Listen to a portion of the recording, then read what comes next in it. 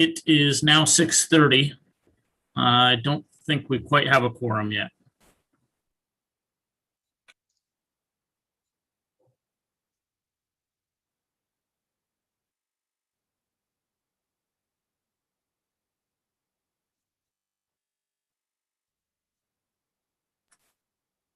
Cerise just arrived, so now we have a quorum.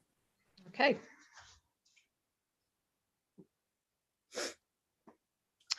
Well, I would like to call to order then this special meeting of the Cunningham Township Board for Monday, March 22nd, 2021. Will the clerk please call the roll? Ms. Wu, Here. Mr. Sachs, Here. Ms. Hersey, Here. Mr. Brown, Mr. Roberts, Mr. Colebrook, Here. Mr. Miller, Mayor Diane, Marlin. Present.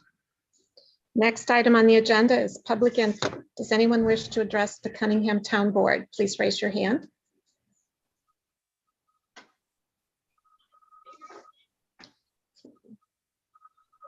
Okay, I'm not seeing any hands raised. Dennis Roberts has now joined the meeting. Okay, we'll move on to the one agenda item, which is approval of the annual town board meeting agenda. Danielle? Yes, good evening. Thank you for your patience for this special meeting. So each year, the township holds its annual meeting. It must be held on the second Tuesday in April. Last year, due to the governor's executive order, we were not able to hold, we had the option of holding the township meeting, but we had to get special approval from the public health department.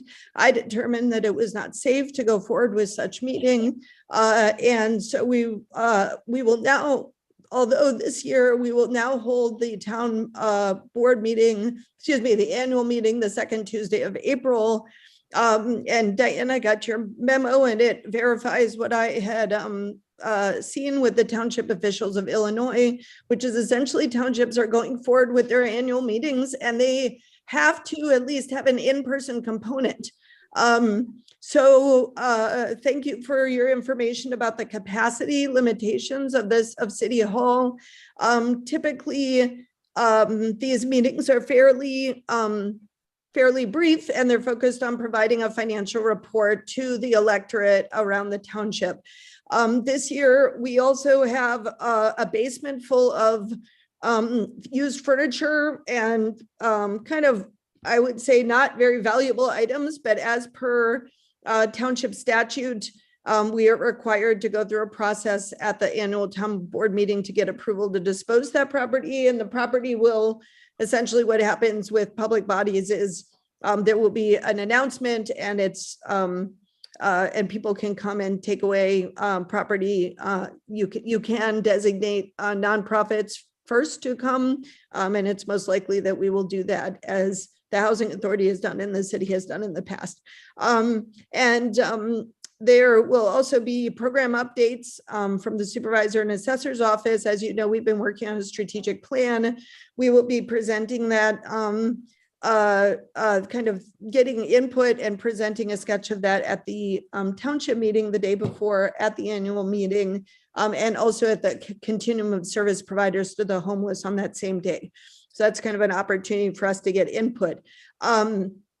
It will look into whether or not there can be a Zoom component, unless Diane, you're aware, Mayor, if you're aware that there cannot be, if we're able to have a Zoom component. Otherwise, we're limited to 26 people in the meeting, and I'd like to really make sure that we have a safe meeting. I think that the town board meetings, if the town board would like to address other issues, that might be a safer venue for us to have it at the actual town board meeting the night before, rather than in the in-person meeting on that Tuesday. But of course, the agenda is set by you. So this is just our proposal. Okay. Yeah, I think the Zoom component, you'd have to check with the township officials of Illinois. They seem to be the ones running the show on this one. So, I already have. Yeah. And the president of the Township Officials of Illinois stated that This is not a meeting that is specifically designed for the township board. It is for the electors. And in order for the electors to be able to come and do what they need to do, we have to have a meeting where they can come in, but we need to just make sure that we can control the crowd. They must wear masks. So that's what he said. There's no way that the electorate will be able to interact in this township meeting if we don't have it where we can at least get some in here. Okay. So Okay. thank you, clerk. I appreciate that, Phyllis. Mhm. Did they specifically prohibit having a Zoom component, or what was your understanding of that as Yes. an option? Okay, so it has to be in person. Yes, So it does. so I think that what I'll probably do is for feedback, I'm going through a feedback process for the strategic plan, and I will emphasize the Monday meeting on Zoom for that feedback. Of course, the electorate can also come on Tuesday, and if somebody is not able to join on Zoom, that would be a good alternative for them. I think that's it. Simple. Okay. I saw Sharice had a hand up. Yeah, I just wanted to state that I have a conflict in time regarding the second Tuesday in April, because that is also my library board meeting night. And I've that's happened before when we did it one other time before, and I like ran from the library board meeting over to the city building so that we could do that, but it's been a conflict. So I don't know, what should I do with that? So the town board is actually not required to attend. It's actually a meeting of the electorate. The supervisor must attend. Typically the assessor attends. So although of course you're welcome to, and I believe, I'm not sure if the clerk is required to attend or not, actually. Yes, I am. Typically the clerk has. So, okay. So I think that, I would say it is at your discretion whether you attend, and we will be repeating the same content the night before with regard to the strategic plan. Okay. Any other questions? Dennis? Yeah, so at this meeting, I understand the citizens can bring forward topics of discussion. How would that work out? Would they have to have them already submitted if the meeting's going to be, you said, the April 2nd? Yeah, so the deadline to submit topics is 2 weeks before. In approving this agenda, typically, and I know at one point there was a advisory referendum about cannabis and marijuana use that the electorate put on, and that was a good way to survey the public and kind of see where they stood. And I think Urbana fared well on that township advisory item. But I believe the time period is now closed and that you are confirming the agenda at this point. Thank you. Is there a motion to confirm this agenda for the April 13th annual town meeting? I'll make that motion. I'll second. Okay, moved by Mary Alice, seconded by Jared. Are there any further discussion? All right. Would you please call the roll, Phyllis? Ms. Wu, Yes. Mr. Sachs, Yes. Ms. Hersey, Yes. Mr. Brown, Yes. Mr. Roberts, Yes. Mr. Colebrook, Yes. Mr. Miller. Yes. That motion passes. And again, the annual town meeting will be Tuesday, April 13th, 2021, 6 p.m. in the City Council chambers. Masking and distancing regulations will apply. We'll still be, we'll be pre-bridge phase, so we'll still be in the monitoring phase in terms of the governor's COVID guidelines. With no further business before the Cunningham Town Board, this meeting is adjourned. Thank you very much. Good evening. Thank you very much. We'll move right into the city council meeting, which is also announced to be starting at 6:30 p.m. Will the clerk please call the roll? Ms. Wu, Here. Mr. Sachs, Here. Ms. Hersey,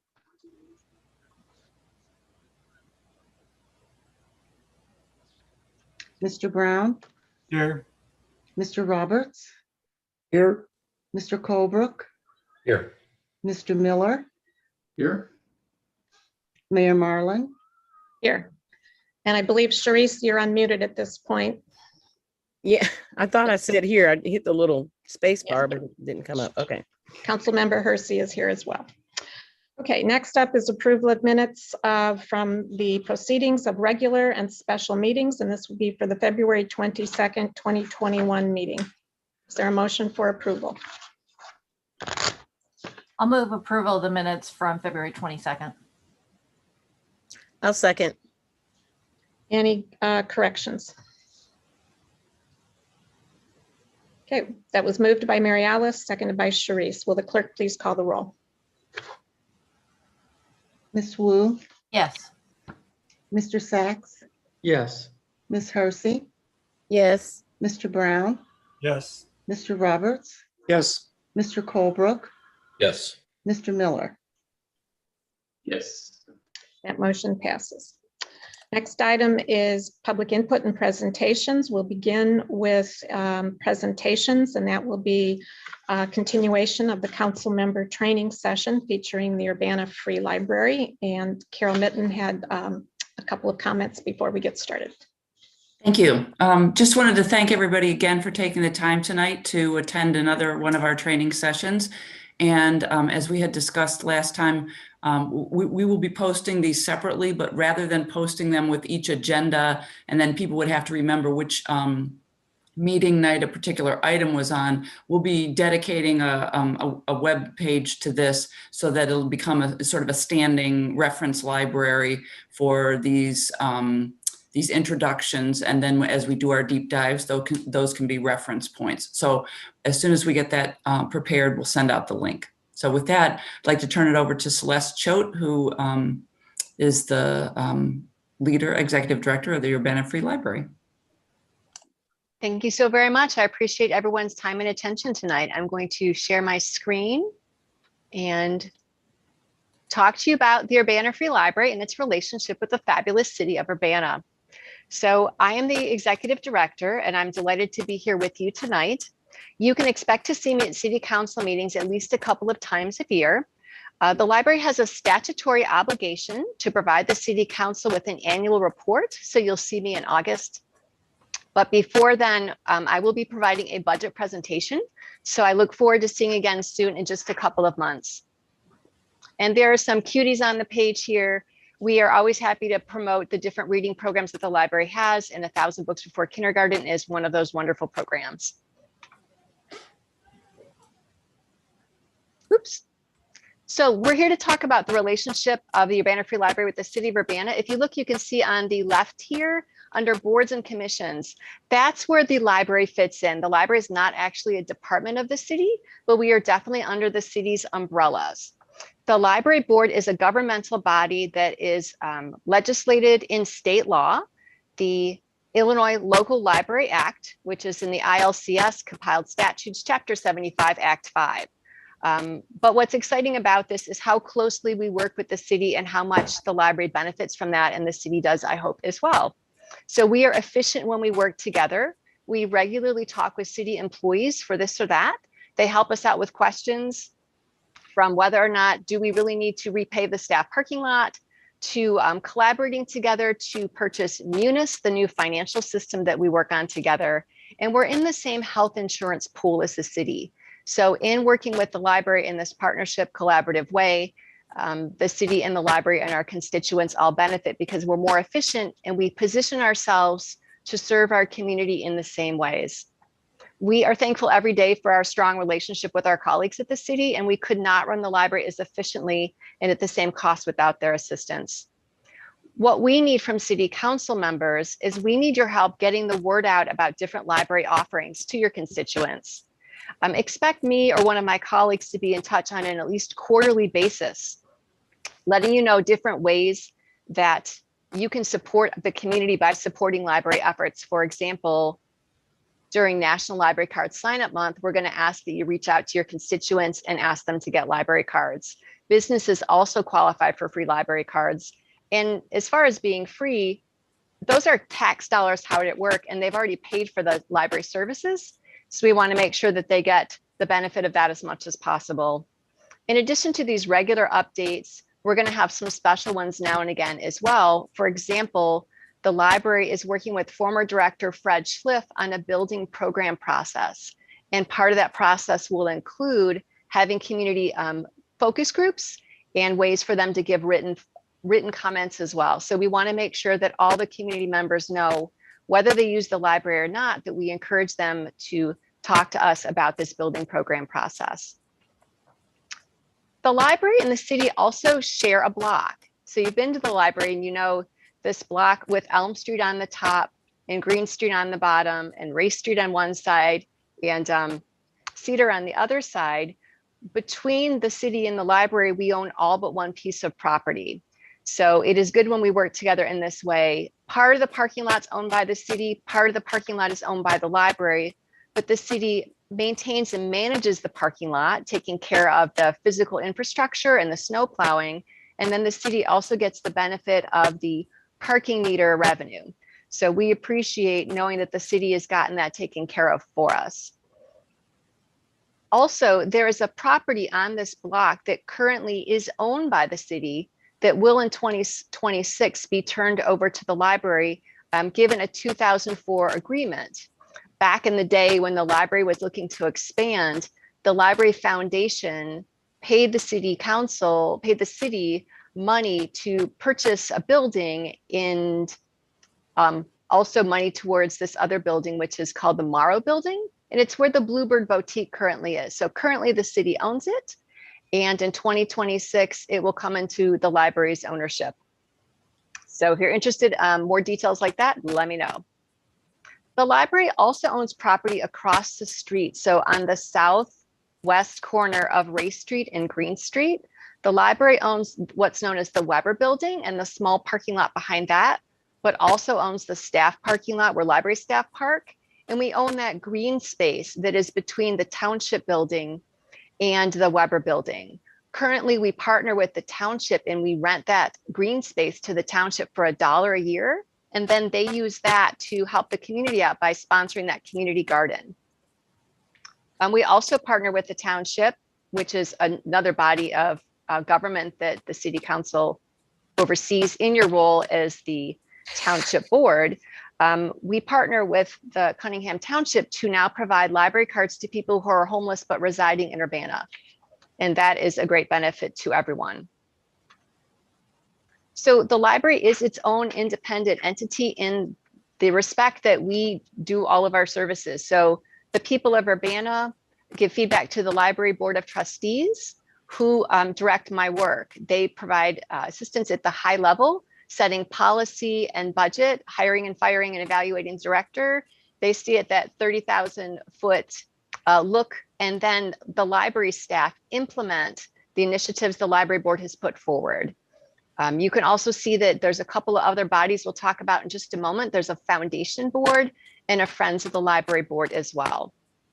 The library has currently just over 70 employees across these different departments, 24 full-time employees, 6 part-time employees, and 42 hourly employees.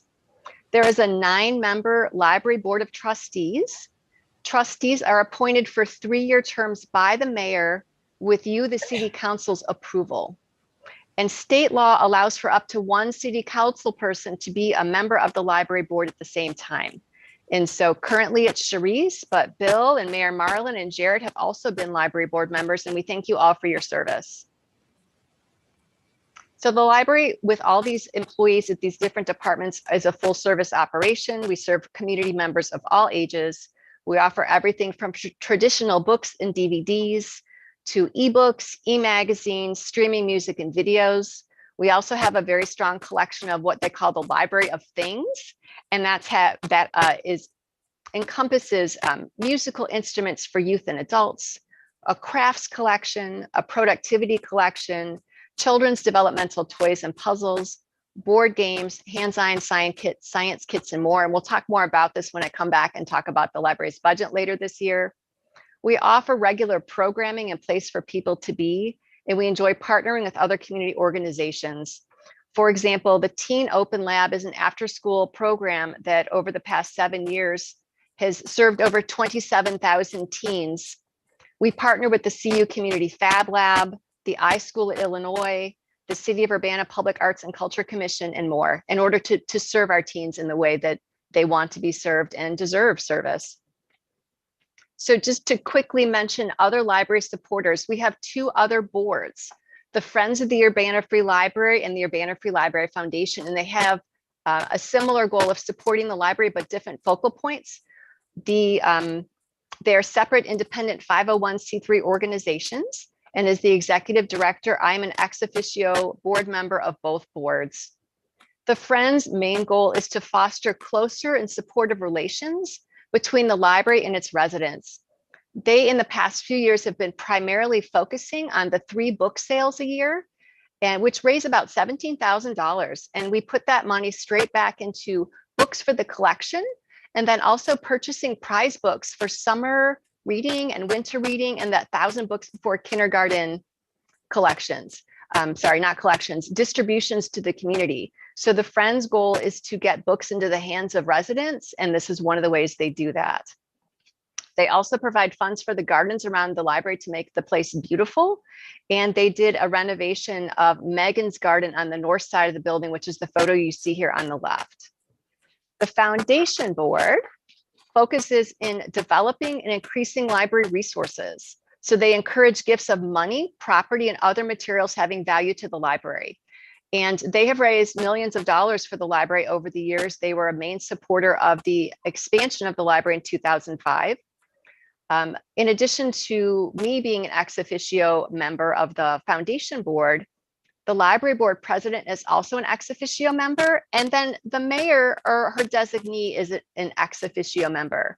So currently, and for the past few years actually, Vince Gustafson is the current representative on the Foundation Board, and he's just been such a big help. We're grateful every day that we get to talk to Vince about foundation things.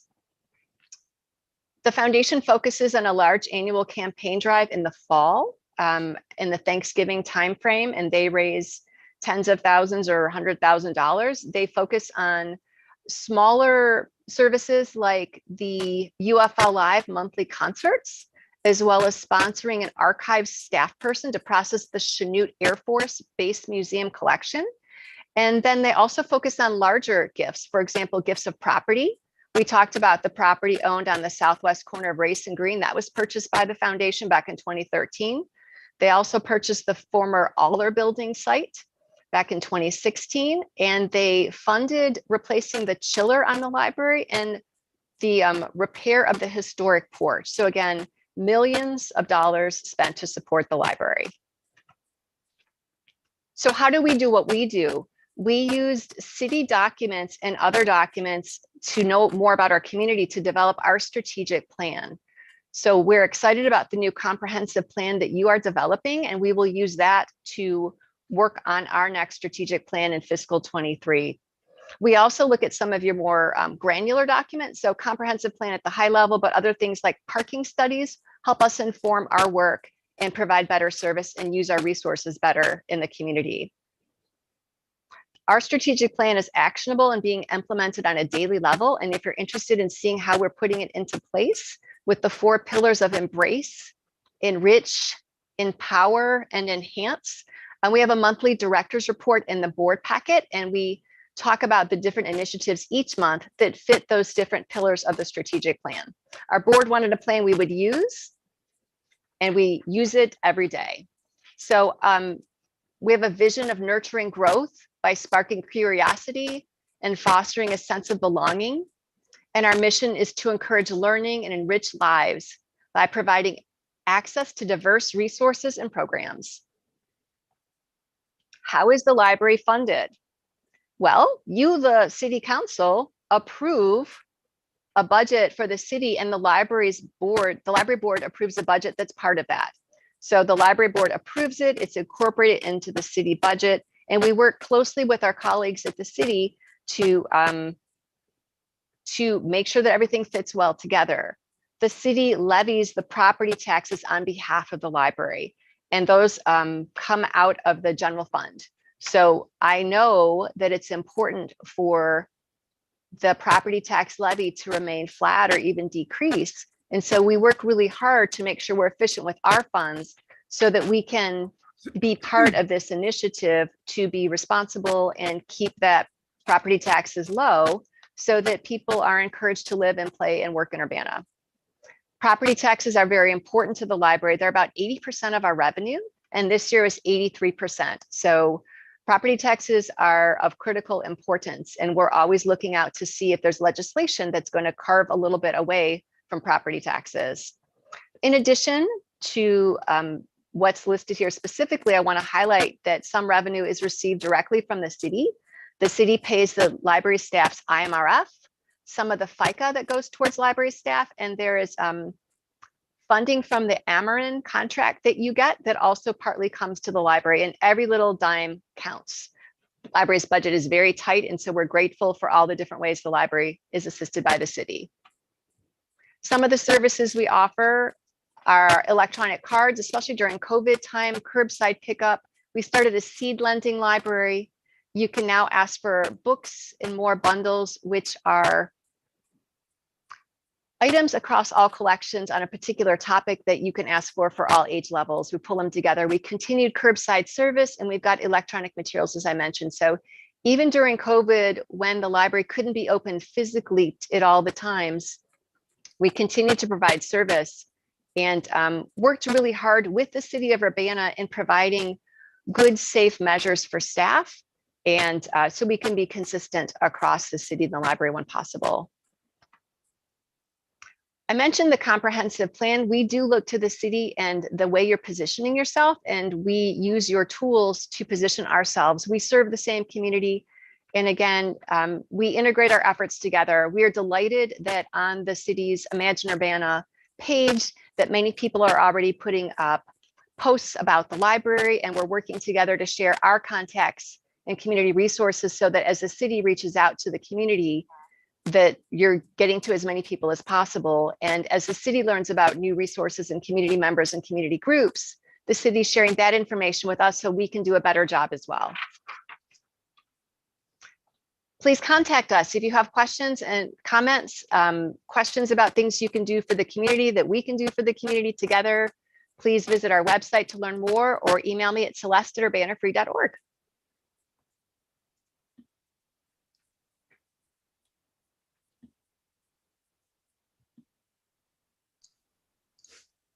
We have time for a few questions for Celeste. Does anyone have a question from the panelists? Dennis. Celeste, one of the most popular events that the library holds, or the Friends of the Library hold, is the book sale. Mm-hmm. Are you collecting books and during this time, and will there be a book sale, do you think, this summer? What's the chances? We are collecting books, and I have not heard from the Friends about whether there will be a summer book sale or not. It's going to depend a lot about vaccination rates and how the state is opening up. But they are still sorting the books and getting them ready for a book sale, that's for sure. Great. Oh, Okay, also so there's an Etsy store and an Amazon store. So if you're looking to buy Friends books, you can't touch them in the same way, but you can shop online. Thank you. Any other questions for Celeste? Colin? Yeah, this is just a minor kind of question, but on the staff structure page, I noticed, I think it was the program something manager, was connected in a bit of a different way. I was curious what that meant in terms of like reporting responsibilities and that sort of thing. Good question. And then in general, I just want to say thank you, because the Urbana Free Library, in my opinion, is one of the greatest assets the city has. And it's one of the best libraries I've seen of all the places that I've lived in my life. So thank you for your hard work. And yeah. Thank you so much. It is a joy every day to come in here and serve this community. Staff here, as they are at the city, are so helpful and so engaged and so willing to work hard and come up with new things for our community. The reporting structure on the chart there, there's a person who manages programs. So she is not responsible for all the work of the people underneath her. She's responsible for their work with regards to programming. So she also supervises the archives programs as well, but it's an Excel spreadsheet. It's not the prettiest chart.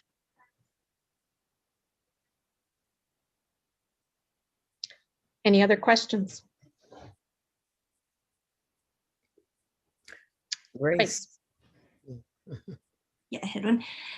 Thanks again for the wonderful presentation. Definitely appreciate it and everything at the library. And I'm sorry if I missed this in the presentation, but I just wanted to clarify if there was a separate avenue for input on the library comprehensive plan specifically, or if you're going through the Imagine Urbana site, or if there's a separate one people should know about for the library comprehensive plan. Thanks, Grace. I appreciate you asking.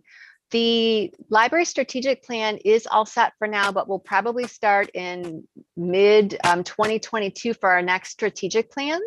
And the building program that I think you're referring to is, we don't have that up yet. So as soon as I have that information up, we're looking to start in the next couple of months through early fall. We'll definitely get that out and make sure the information is available. Thank you for asking. Thank you. Any other questions? Mike. Yeah, Celeste, thank you for your presentation. I saw on your flow chart there was a facilities manager position that's open. Can you elaborate on that a little bit? Has that been open for a while? Are you in the middle of looking for someone? Is that position in limbo? What's the status of that? We've never, in the 7 years I've been here and in the most recent past before that, there has not been a person devoted just to facilities. And we do have a number of buildings, and this building itself is 3 buildings starting in 1918. So we do have some facilities needs. People have just picked up the job and done it, but we haven't had a specialist doing the work. So it's in the budget and to hire a person to do this half-time, maybe 25 hours a week. But with COVID, it wasn't the top priority. Now that things are loosening up time-wise just a little bit, we hope to post that in the next month or so. So there will be a position posted for a like 25 hour week facilities manager. Quick follow-up. What are the responsibilities of that position?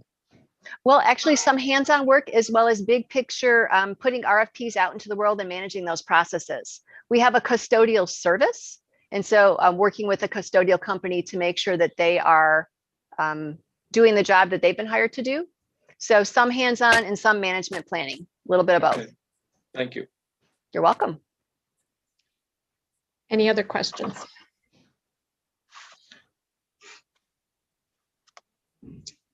Okay. Well, I'm sure if you think of things later, Celeste would be happy to answer if you just want to shoot her an email. Thank you very much, Celeste. Thank you all. Jared, was that a question? No, okay. We'll move on to public input.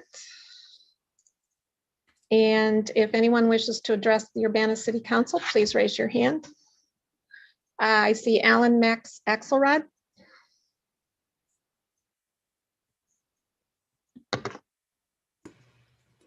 Before we start, is this the real city council meeting or did I hop early on the mock council? I'm sorry. This is the real city council meeting. Okay, thank you. Could you put up the clock, please?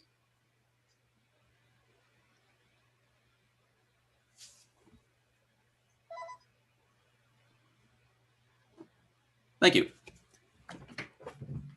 So Alan Max Axelrod, resident of Urbana, the campaign lead of No Ameren Shutoffs. This is a $0 all volunteer grassroots campaign spanning the state, north and south, east and west. We have over 4 dozen member organizations, and we are at a crisis. Last week, the Illinois Commerce Commission announced their plans to reopen. That is to say, they are going to resume utility shutoffs. And they sent a very misleading press release out this past Friday touting the consumer protections made available. Those consumer protections are weaker than the consumer protections that were put in place on September 22nd, 2 days before utility shutoffs started and 2 days before we started to have people being displaced. And that led 2 weeks later to an increase in our coronavirus caseload. Our caseload contemporarily is higher than it was back in mid to late September. Our vaccination rate statewide is around 25%. We had reached that benchmark maybe about a week ago. We are not going to fare better with weaker protections for utility services. And one of the things that is important to note is it is needless to weaken these protections. The money is being appropriated. The Trump administration, and with Mitch McConnell on his way out, passed the Appropriations Bill, or the Appropriations Act of 2021, and that act allowed the state government to appropriate federal funds to relieve rent and utility debt. It was introduced originally as Senate Bill 3066 during the lame duck session and was killed by Senator Laura M. Murphy. However, it's been reintroduced with abandon as HB 3877. Many of the same provisions in it, the funds will still be directly paid to housing providers and utility service providers to relieve the debt. And I've been talking to a journalist from a national outlet who has been in the state for weeks, talking to people whose utility debt was in the thousands. And I'm not just talking $1, $2, $3, $7,000 from some of the people that he just casually came across walking through a community. The service agency there was completely unable to point him to any of the people who had been disconnected. They just simply didn't know. And that is in part because unlike the Champaign County Health Department, the Champaign-Urbana Public Health Department, which requested shutoff notices and so knew where everybody was, in this community, they didn't. And we are going to be completely unable to request that again because that power lapses. It's only seasonal at the start of April, which means we're flying blind. The bill has passed out of the House. The sponsors included Carol Ammons, as well as the new House Speaker, Welch. We already got a Senate sponsor for the bill, who is not Laura M. Murphy, and a new state senator named Doris Turner has written that she has signed on as a chief co-sponsor. What we need you all to do is to help us hold the line, keep utility shutoffs from happening so that we can relieve the debt and reach herd immunity before those protections go away. Thank you so much and good night. Thank you. Next up is Colin. Hi, thank you. Can you hear me? Yes, we can hear you. All right, awesome. My name is Colin Dodson, they, them, also a candidate for Ward 2. I want to highlight what Alan is talking about. It's absolutely critical that we maintain data on utility shutoffs and evictions, and that we do everything that we can to keep our community members safe. That being said, I wanted to, I guess, state my appreciation for the city's potential support. Looks like it's pretty solid for both the Champaign County healthcare consumers and First Followers. These are two fantastic community organizations that deserve all of the support that we can give them. So I would strongly encourage approving the grants that are on the table. And basically the ordinances on the resolutions on the consent agenda for these organizations, and that the community of Urbana continue and strengthen their support here. Thank you very much and have a good night. Thank you, Colin. Next up is Meg McDonald. Hello, can you hear me? Yes.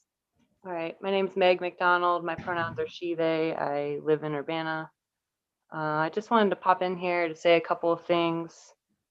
Thanks to Jared for bringing up the one door program last week. I think we were all kind of overdue for an update on that. People do wonder about it. I've been thinking about last week's discussion all week, honestly. I want to say that conversations around the police, their history, their local shortcomings are super important. And to say that having these discussions isn't focused enough is a failure on your end, not Jared or the public's. Cops had multiple opportunities to speak for themselves over the last year.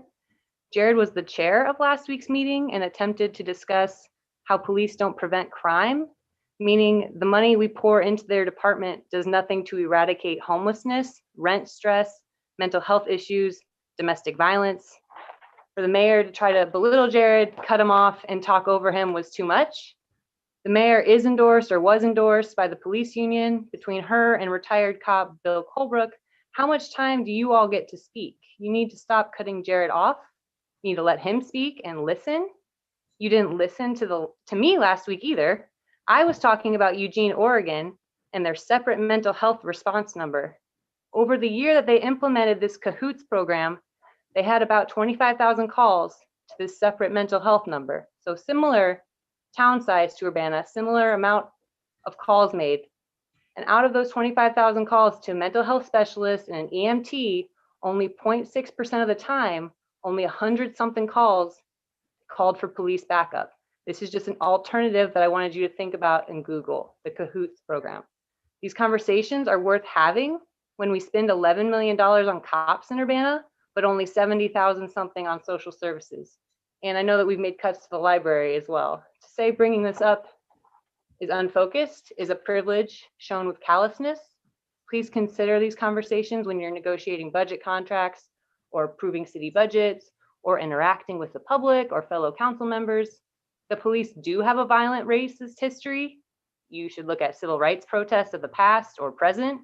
Stonewall. You could Google some of this and step outside your own experiences, because while yours are not the ones affected by police violence, it doesn't mean it doesn't happen. And we know it happens nationally and locally. Yet you all choose to promote cops involved in brutality, have the conversations on your time, and talk over the only council member trying to have the hard conversations.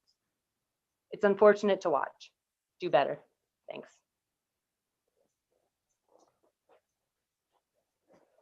Thank you. Next up is Tracy Chong. Hi, can you hear me? Yes. Hi, I'm Tracy Chong from Urbana. I would like to comment more about tonight's discussion about the city's use of criminal background checks in the city's job application process and changes to the Human Rights Ordinance. Since the discussion about the city's use of criminal background checks in job applications was postponed last week, I'm going to reiterate that I hope that City Council can make a distinction between Urbana's broader Human Rights Ordinance and what is allowed by the state when a background check is relevant to the job at the final stage of the hiring process. These are two different things, and I hope you guys actually discuss those issues. I also hope you discuss the implications and how intimidating it is when applicants are asked to agree to criminal background checks at the very early stages of the application process, and when it's even mentioned at the job ad stage.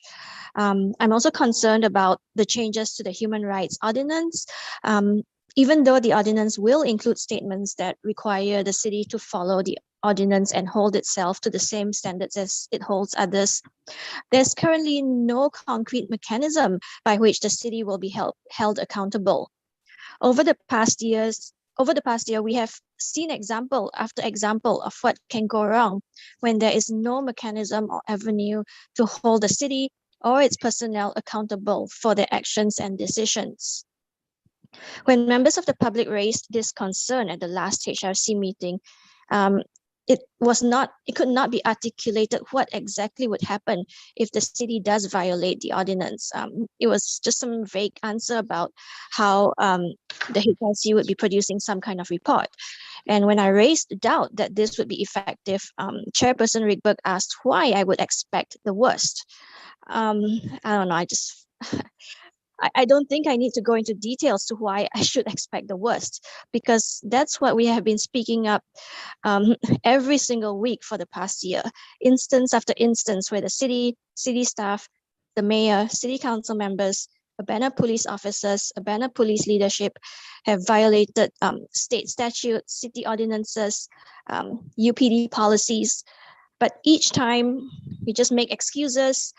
There's no real discussion or actions to give the public any confidence that these misconducts will not happen again. Up to now, we have not had any meaningful discussion on the very basic issue of accountability. Anyway, I hope when you discuss this tonight, you will discuss what matters. What are the mechanisms of accountability, and not just some vague answer that has shown to be meaningless over the past year. Thank you.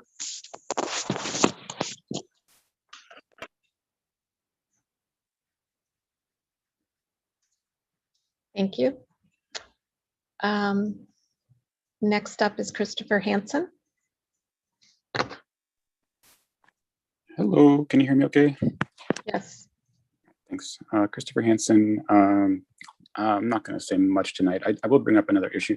It was just mentioned that there have been many instances where the city council has, or the city itself, I guess, has done something incorrectly or had some type of misconduct, and they never seem to acknowledge it or correct it. And so I'll bring up the issue of, I've actually brought this up 3 or 4 times before. The city is supposed to post its designated FOIA officer on its website and in its physical location, which right now would be the vestibule, I guess, at the city building.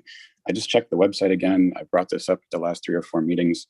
You're still not posting your designated FOIA officer. Now it says the FOIA officer is the city clerk, but I'm pretty sure you guys just designated a different person to be the FOIA officer. And then you also have documents on the website which still indicate that Kurt Borman is a FOIA officer, and he hasn't been employed by the city since November.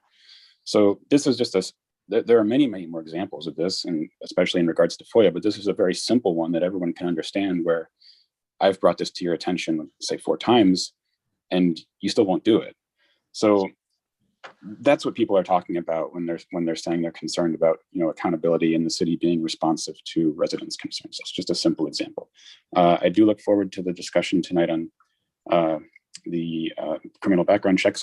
I hope the discussion actually happens, because I think it's been kicked back like 4 times now, or three times now or something. And I'm going to kind of disagree a little bit with what some people said previously. I think last week, although I wasn't pleased with the discussion, I think last week you guys actually started to move in the direction of having a meaningful discussion. It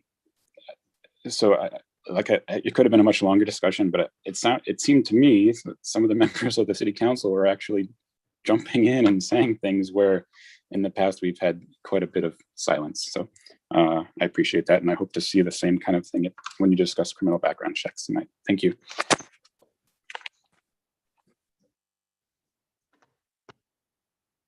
Thank you. Next up is Sarah Nixon.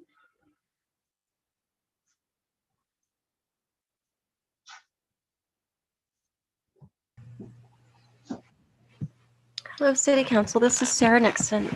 I would like to bring to your attention a serious issue concerning Urbana's Civilian Police Review Board. This week, the CPRB is officially announcing the resignation of yet another board member. So this is something like the 5th in the past year, or perhaps the number is even higher. The fact that board members have been resigning in waves should be a top priority concern for you, City Council. Ever since the public has been in attendance at CPRB meetings in droves, which began in earlier in 2020, essentially after the Aaliyah Lewis arrest incident, the appointees of the board have been dropping out like flies. Not everyone is jumping ship. Some members of the board are dedicated and committed to reform and to writing a transition away from incompetence to see the process through. But the narrative that we hear repeatedly from the mayor blames public participation for the exodus, bemoans and resents the public for daring to show up to meetings, for daring to criticize the CPRB's history of epic failure, and for daring to call for reforms that would reshape the board into a functional instrument that would serve civilians rather than protect the interests of law enforcement. But the reality is quite different. Board appointments are made by Mayor Marlin, who appoints friends of the police while overlooking the enormous pool of willing citizens who are fully competent, qualified, and ready to serve. This tactic should concern you greatly, as should the fact that board appointments are not open to people who have criminal records. These are the people who may have experienced police misconduct firsthand. These are the people who can bring the most valuable citizen insight to the CPRB oversight process. These issues, among others, concern us all, and it is urgent that the council bring meaningful and sustained focus to it. Thank you.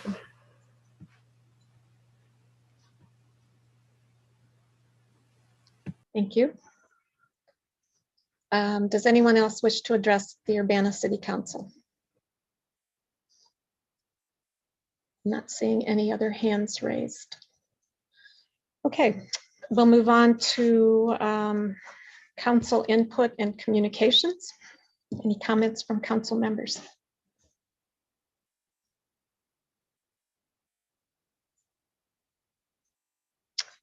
Okay. Seeing none. Any additions to the agenda? I did want to announce that one item will be pulled off the agenda tonight. It's under J, new business, item number 1, which is ordinance approving a reconsideration of the variance for the garage at 213 West Illinois Street. We've learned legally we cannot, the council members cannot move to reconsider once the session in which the vote was taken actually ended. So the applicant is going to be working with community development staff to explore other options for that particular project. And hopefully you may see that, well, you may see this before you again, but it won't be tonight for reconsideration. I apologize for the confusion on that. Next item is unfinished business. We don't have any tonight, and we move to reports of standing committees. Jared? Right. Last week, the Committee of the Whole met and forwarded a number of items, in fact, all of the items on the agenda to the consent agenda for approval for this week. Before I go ahead with reading them off and the rest, were there any that anybody needed to remove from this before I go ahead and read them? I didn't hear any public comments on any of these either, so hopefully we'll be good to go. All right, just for the public's reference, all matters listed on the consent agenda are considered to be routine and non-controversial by the City Council and will be enacted by one motion and roll call vote. There will be no individual discussion of these items. If discussion is desired by anybody, as was just asked, then we would remove it and discuss it under the regular agenda, under the committee report. So for this consent agenda, we're going to move passage of resolution number 2021-03-11R, a resolution approving a City of Urbana Community Development Block Grant Program Agreement with the Champaign County Healthcare Consumers for COVID-19 Assistance. Resolution number 2021-03-012R, a resolution certifying a community housing and development organization for CHODO for the Urbana Home Consortium for First Followers. Resolution number 2021-03-013R, a resolution approving and authorizing the execution of an Urbana Home Consortium Community Housing Development Organization agreements, also relating to the CHODO for First Followers. a resolution number 2021-03-014R, a resolution approving and authorizing the execution of an Urbana Home Consortium Community Housing Development Organization Agreement, also for first followers. Those three ordinances for first followers. And then those three resolutions, two more ordinances. Ordinance number 2021-03-011, ordinance approving a special use permit for 701 East Florida Avenue that came from plan case 2415-S-21 for the Trinity Lutheran Church, and ordinance number 2021-03-012, an ordinance amending Schedule J of Section 23-172 of the Urbana Local Traffic Code, establishing curb loading zones on certain streets at the development whose name is escaping me right now. Gather Developments, yes. On behalf of the committee, I move approval of the consent agenda. I'll second. Moved by Jared, seconded by Mary Alice. Will the clerk please call the roll?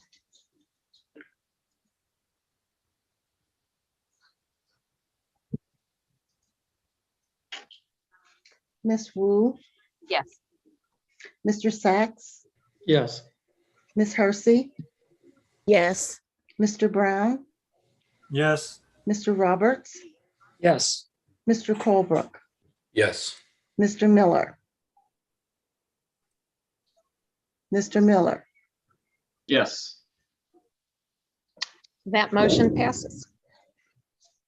Next up, reports of special committees. Don't believe we have any. Reports of officers.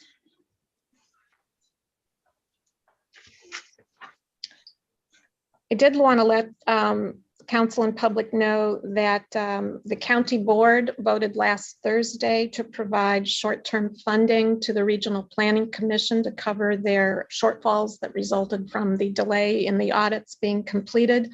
So they voted to supply funds from both the general fund and then to borrow money to provide up to the $5.3 million that was requested. They're also working with county officials and the auditor and treasurer's office to get those, make sure those reports are done. So short term, the financial needs are being met and people are working hard to get the audits completed. So we'll keep you up to date there, and still trying to determine the exact short-term impact on these delayed audits on some of the programs. It's still being determined. Okay, we'll move on to new business. The only item under new business is the discussion of the City of Urbana use of criminal background checks, and that'll be led by Carol Mitten. And I believe we have some representatives from the Human Relations Commission, and Elizabeth Hannon will also be participating as well. Elizabeth and I are going to run through some slides to begin with. And Elizabeth will start, and then we can take questions or have a discussion after we go through the slides. Okay. I'm just going to share my screen here. All right. You should be seeing that. So if not, let me know. So before we launch into this, I do want to advise you that I'm one of the respondents in some of the pending matters that have come to the HRC related to the background check requirement. So as Carol said, we're going to tag team. I'm going to talk about some of our current practices, but I'm not going to discuss any specifics about the complaints. So our human rights ordinance has for many years allowed background checks to be used as long as they're used in a non-discriminatory manner. This applies to all employers in Urbana, not just the city. And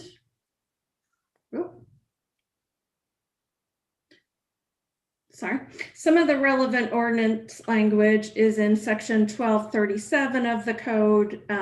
Conviction record is added as a protected class. In section 1262C, it specifies that it's unlawful for an employer to inquire about protected status for a reason that's based wholly or partially on discrimination. In section 1262 F2, it says it's not unlawful to advertise a limitation if it's a bona fide occupational qualification. And in section 12105A, it talks about any practice that would be otherwise be discriminatory is not unlawful if it's justified as a business necessity. So back in 2013, and I think Fran actually circulated a document to you. There were some guidelines developed that the human relations officer at the time used to provide guidance to all employers in Urbana about how to implement this requirement. So those weren't formally approved by the HRC, but they were reviewed because they were just guidelines for the HRO. So those rules included the following: that employers may not inquire about conviction status on employment applications, that employers may provide accurate information regarding several things, including the fact that upon extension of a conditional offer, the employer intends to run a criminal background check. And it also lists a number of factors that an employer would have to assess before they would deny employment based on a business necessity. So some of those factors, and there's a longer list, but are, considering the facts or circumstances surrounding the offense, the number of offenses, the applicant's age at the time of conviction or release from prison, any evidence that the individual performed the same type of work post-conviction with no known incidents of criminal conduct, the length and consistency of employment history, rehabilitation efforts, and there are several other items mentioned that should be weighed. So now I want to turn to our practices at the city, which we believe are fully compliant with that guidance. So, and I just to be clear, I'm setting aside positions like police officer where there are specific requirements in the law. But we require background checks when there's a statutory requirement. Police officer would be an example of that, or a significant nexus with the essential functions of the job. Applicants are not asked about prior conviction on job applications. Background checks are conducted only after we make a contingent offer of employment and that contingent offer is accepted. And applicants are notified of any findings that might result in a denial of a final offer of employment, and they're given an opportunity to explain before we would make a final decision. I want to point out that I also reviewed these practices with the HRO who drafted the guidelines, and he agreed that he felt that we were in compliance. So at this point, I'm going to turn it over to Carol to talk to some specifics about one of the items. So this initial complaint that I'm going to speak about is the one that you've heard us talk about that led to, me bringing forward the change about jurisdiction of the HRC. So the initial complaint is the one that had the informal hearing about jurisdiction and probable cause on November 10th, 2020. So I just want to add in this a little bit more detail because you've heard a lot about people, I think, extrapolating things from this complaint, but I want you to know exactly what it says. So the complaint states in part, the Urbana Civil Service Commission held a public meeting wherein they discriminated and conspired with city staff to further discriminate against individuals on the basis of an applicant's prior arrest or conviction record. And the complaint goes on to indicate that the named individuals did this by, quote, creating, voting for, and disseminating a job listing, which includes the requirement to pass a criminal background check. So the jobs in question were job descriptions for a human resources assistant and human resources coordinator. Those position descriptions indicated that a background check would be required. And individuals in human resources typically have access to personal information, including social security numbers and all manner of employees' personal information. So next slide. So just so that everyone is on the same page about this, a job description is a document that describes the duties, responsibilities, essential functions, and necessary skills, experience, and qualifications for a specific position. So we include in this requirement in job postings so that applicants are aware of the requirement. They need to be aware of the requirement. We do not want applicants to be surprised by that requirement after they are far along in the process. Next slide, please. So one of the things that we did as a result of the November 10th hearing, and I had communicated this to the HRC in a memo, and I shared that with every council member as well, is that we made certain changes to the job ad and our job ads that require background checks, which is not all of them. They now include language saying that information obtained in background checks is considered in the context of the nature of the job, the nature of the offense, and the time that has passed since the offense, and an arrest or criminal conviction does not automatically exclude an applicant from consideration. So we have the job description itself, which states whether or not a particular job is subject to a background check. Then in the ads that are associated with those particular position descriptions, we explain to people how we apply that. And then finally, so the conclusions that we would like to draw your attention to is that this discussion has an implication for every employer in Urbana. It's not limited to the city of Urbana as an employer. And Elizabeth explained to you the document that the former HRO had shared with the Human Relations Commission.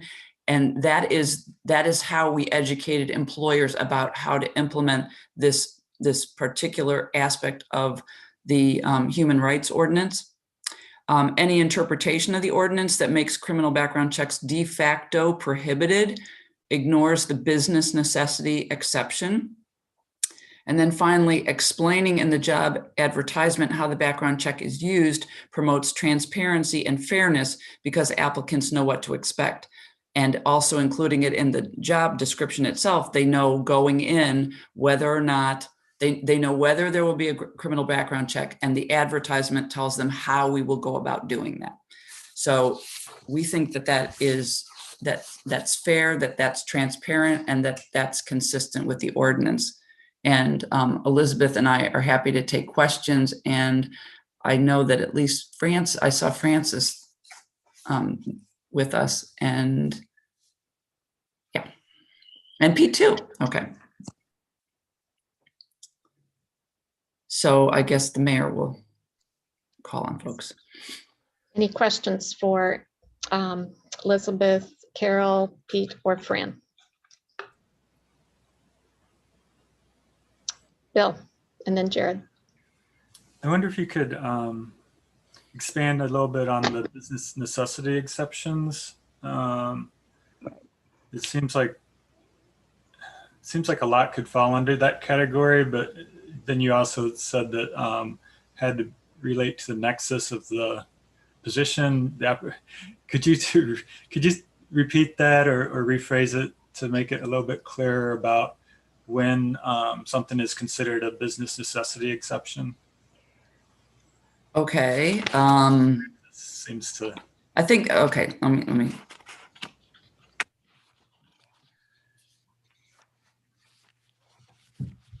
Feel free to jump in here and help me out, Elizabeth, with the nexus piece. But I mean, I think we can give you some examples, and that might be the best way to do it. So for instance, what I tried to explain with these two positions in question about in the human relations office if you have access to people's personal information, if you have a history of a crime, a conviction of a crime that involved, let's say, stealing someone's identity. So there would be a nexus between having access to someone's social security number and the crime that you had been convicted of. In some of the financial positions that we have, people handle money, or that they have access to financial information that they could misuse. So if they had been convicted of a crime that involved any kind of financial crime or fraud, then that would be a nexus. So it's not just anything. And as Elizabeth tried to point out, it also has to do with how long ago it happened, whether or not the person was rehabilitated, and so forth. So it's not even when we find that there's a nexus and there happen to be some crime, some conviction in the background, that's not necessarily disqualifying either. That then generates a conversation. Is that responsive to your question? I think that helps. Does this apply to any conviction or only felony convictions? I mean, it seems like at some level, and we know that with disparity and everything, at some level, say shoplifting or something, people are going to be more likely to get caught because of their race or because of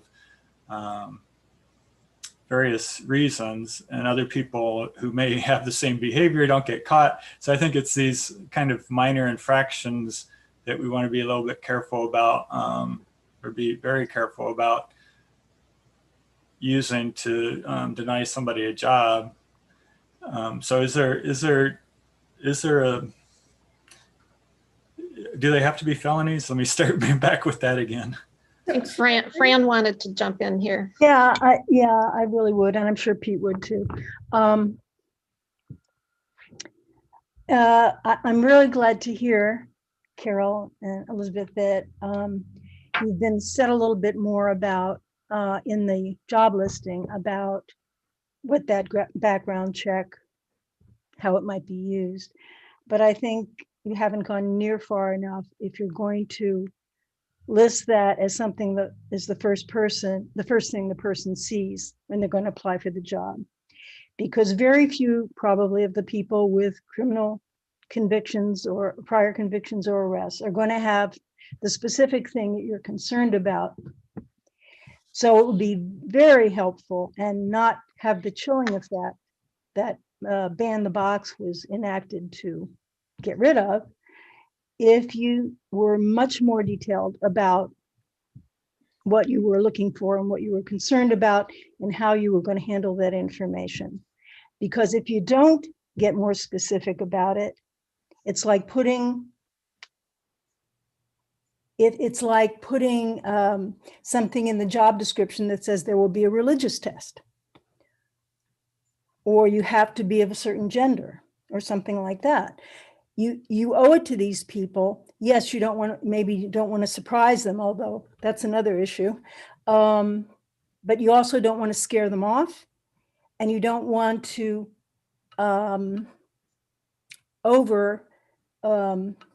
you want to be specific because you don't want to kill a mosquito with a machine gun here. So can I just say yes, something? Please. And I just want to, as we go through this conversation, I'm happy to have as full a conversation as people want to have. Okay. I just want people to understand there's a continuum here, and there's some kind of idealized mechanism, and different people have their sense of what's the ideal. And some people on this Zoom that I'm looking at think the ideal is to say nothing about the practice and then only do it if it's, and then it only becomes known if at that point of a conditional offer. I don't happen to be in that camp, but everybody's got this idealized version.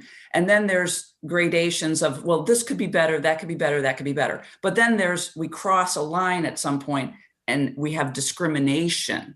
And so we can have all the conversation you want to have here, but I think we need to be really clear. Just because we disagree doesn't mean that we're all either on the discrimination side of the line or we're on the non-discrimination side of the line. There's different ways because we're accommodating a group of people that there is this gray area in our law that it's not black and white. That's what I mean by the gray area. I don't necessarily mean that it's ambiguous, but it doesn't necessarily mean that it's discriminatory if we don't do everything everyone idealizes that we should.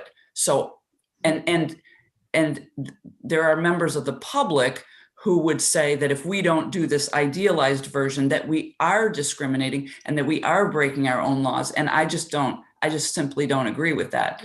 So I just want to frame the conversation that way. I agree with you. And, but what I'm saying here is that this is not occurring in a vacuum. There's a history here about how jobs discriminate against people with this kind of thing in their record. And when you put in a advertisement for a job, a very general statement about a criminal background check, or you must pass a criminal background check, and pretty much it stays at that level of generality, that is going to, people know that they are going to be continued to be punished for something that they were arrested for, possibly not even convicted or convicted of. And chances are, given the mass incarceration that we've experienced in our country and the bases of a lot of those convictions, chances are that a lot of people who will be intimidated by that will not have anything, it will not have any nexus, and yet they will be intimidated and turn away. And that is why you may not have it on the application, but if you have it on the job description, it's very similar in its effect, in its chilling effect. I'd also like to say that the rules that we're talking about that Todd Rent wrote were approved by the HRC, and they were approved by the mayor. These are not unofficial, these are real. I just wanted to add that. So when you put it in an advertisement, you are advertising it.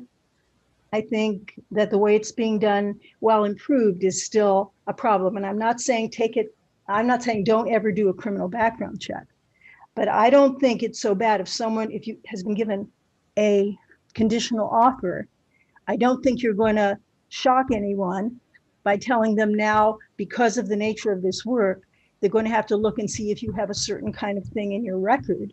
That's a very different thing from putting it on the advertisement in general terms. I'm very concerned about that. You know, I've been thinking. I'm going to You're right. I'm going to let Elizabeth weigh in. She had her hand up before. I just also wanted to, as a point of clarification, I want to make sure we're clear that the job description is different than the job ad, right? And so I feel strongly that if we don't include that as a requirement in the job description, and then we apply it later at some point in the process, that can kind of be applied arbitrarily. I'm sorry, I thought it was in, I thought those job descriptions were circulated. Well, they are. The job description is the place where we define the duties and responsibilities, the essential functions and the requirements for the job. But does the potential applicant see that? They can if they look, yes. There you go. But the issue is, if we don't make it clear in the job description whether that's required, or in most cases not required, somebody can just then it becomes arbitrary. There has to be a place where we say right. required. But it can be much more specific. It can talk about the nexus right there, so that someone who was busted for marijuana is not going to worry about it and shouldn't worry about it. Because the fact that you have a prior conviction is not in itself a necessary or sufficient indicator of moral rectitude or suitability for a job. And that's the position of the HRC. Yeah. So I wanted to start by giving a more direct answer to Bill about this. The short answer is it is not limited to felony. The ordinance is any arrest or conviction. What the exception does is give you a defense, right? You have violated the ordinance unless these things happen. So I could, do a background check only on felony convictions for murder, right? And the person can still bring a complaint and say they advertised that they were doing a background check. They did the background check, and then they went and didn't give me the job. And I could still bring the complaint, and the city could say, or any employer could say, I only checked to see if they were convicted of murder. And the commission might still find that there was somehow some sort of discrimination going on. This is, and if you read through the entire set of, and I don't, these are not rules per se, right? I mean, it is a rule in the general sense, but this is the things that you can do as an employer to make sure that you stay within the bounds and guidelines for staying within those bounds. So if you're going to do a background check and you're going to advertise it and you're going to use it as some part of your decision, you better do it in this order and say it in this way in order to avoid it being discriminatory. These were not uncontroversial when they were discussed at the HRC. And when we voted to say that we would basically say that these were okay. You are doing things that are not strictly allowed by the ordinance, but if you do it in this way, you're likely to not run afoul of it. And so whatever whatever the commission might find for a particular case, whatever the city might put in a particular job app or job description, one thing, and I'm trying to be limited in how I say this because if a case were to come up in front of the commission, I don't want to corner what we might find. But if you say that it is a requirement of the job to pass a background check, you're running pretty close to the edge, because you're not saying we might do a background check and then we'll have a conversation after we have made a preliminary offer. You're saying you must pass this check, which doesn't describe how it will be used. It doesn't say we're doing the background check, but we're gonna follow up with you about this. It says you must pass it. And it's an interesting way to put things that seems tricky. So I hope that answers your question. It's not a solid defense to say we're reviewing all these things. You may have reviewed them and the commission might come to the conclusion that, yeah, well, but you didn't review them in a way that we think is non-discriminatory. Carol? So a lot of, I've been involved in numerous conversations on this topic, and so some of these things I've heard them before, and one of the things that, like in Pete's, and Pete's very thoughtful person, he knows that I only we're just having a conversation, but once you start to construe this could happen. Of course it could happen. Something could go, it could get misused, but that's when there's a legitimate case of discrimination. Not like, I could imagine how you could do that, how you could say this and then misuse it down the road. Of course. But it's at that point when someone should bring the claim of discrimination, when something has happened to an actual person with actual details and circumstances. Not this sort of like, oh, this is, I could see how the city of Urbana could just run amok with this. That's not discrimination. You might say, well, we'd like to narrow the guardrails, but that's not discrimination. So I just want to clarify that. Any other questions for the commission? I think Jared, oh, I'm sorry. Go. Just on the, I would agree that's not discrimination. I think it's a matter of, there's a difference between discrimination and how we want to implement our potential background checks when we need to. And I think that's the area that I would be concerned about. And I think you've addressed that with the advertising and I think was it in the ad or in the job description where it explicitly said that, I forget the word in a criminal conviction won't be. You must pass a criminal background check is the wording. No, the wording in the ad, Bill, I think what you're thinking of is an arrest or criminal conviction does not automatically exclude an applicant from consideration. I think that helps a lot. And that's in the ad, right? Yes. Okay. Thanks. Jared, you had your hand up.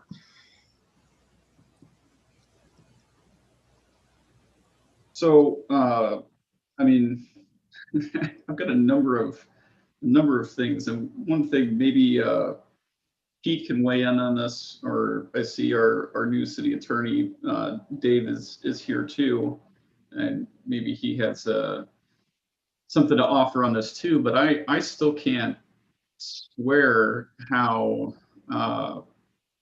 putting it in a job description or having it in an application doesn't run afoul of the Illinois state statute, the Job Opportunities for Qualified Applicants Act, where, you know, literally the language pretty, I don't know, plainly states to me that you can't ask or mention or even talk about a criminal background check until certain things have been a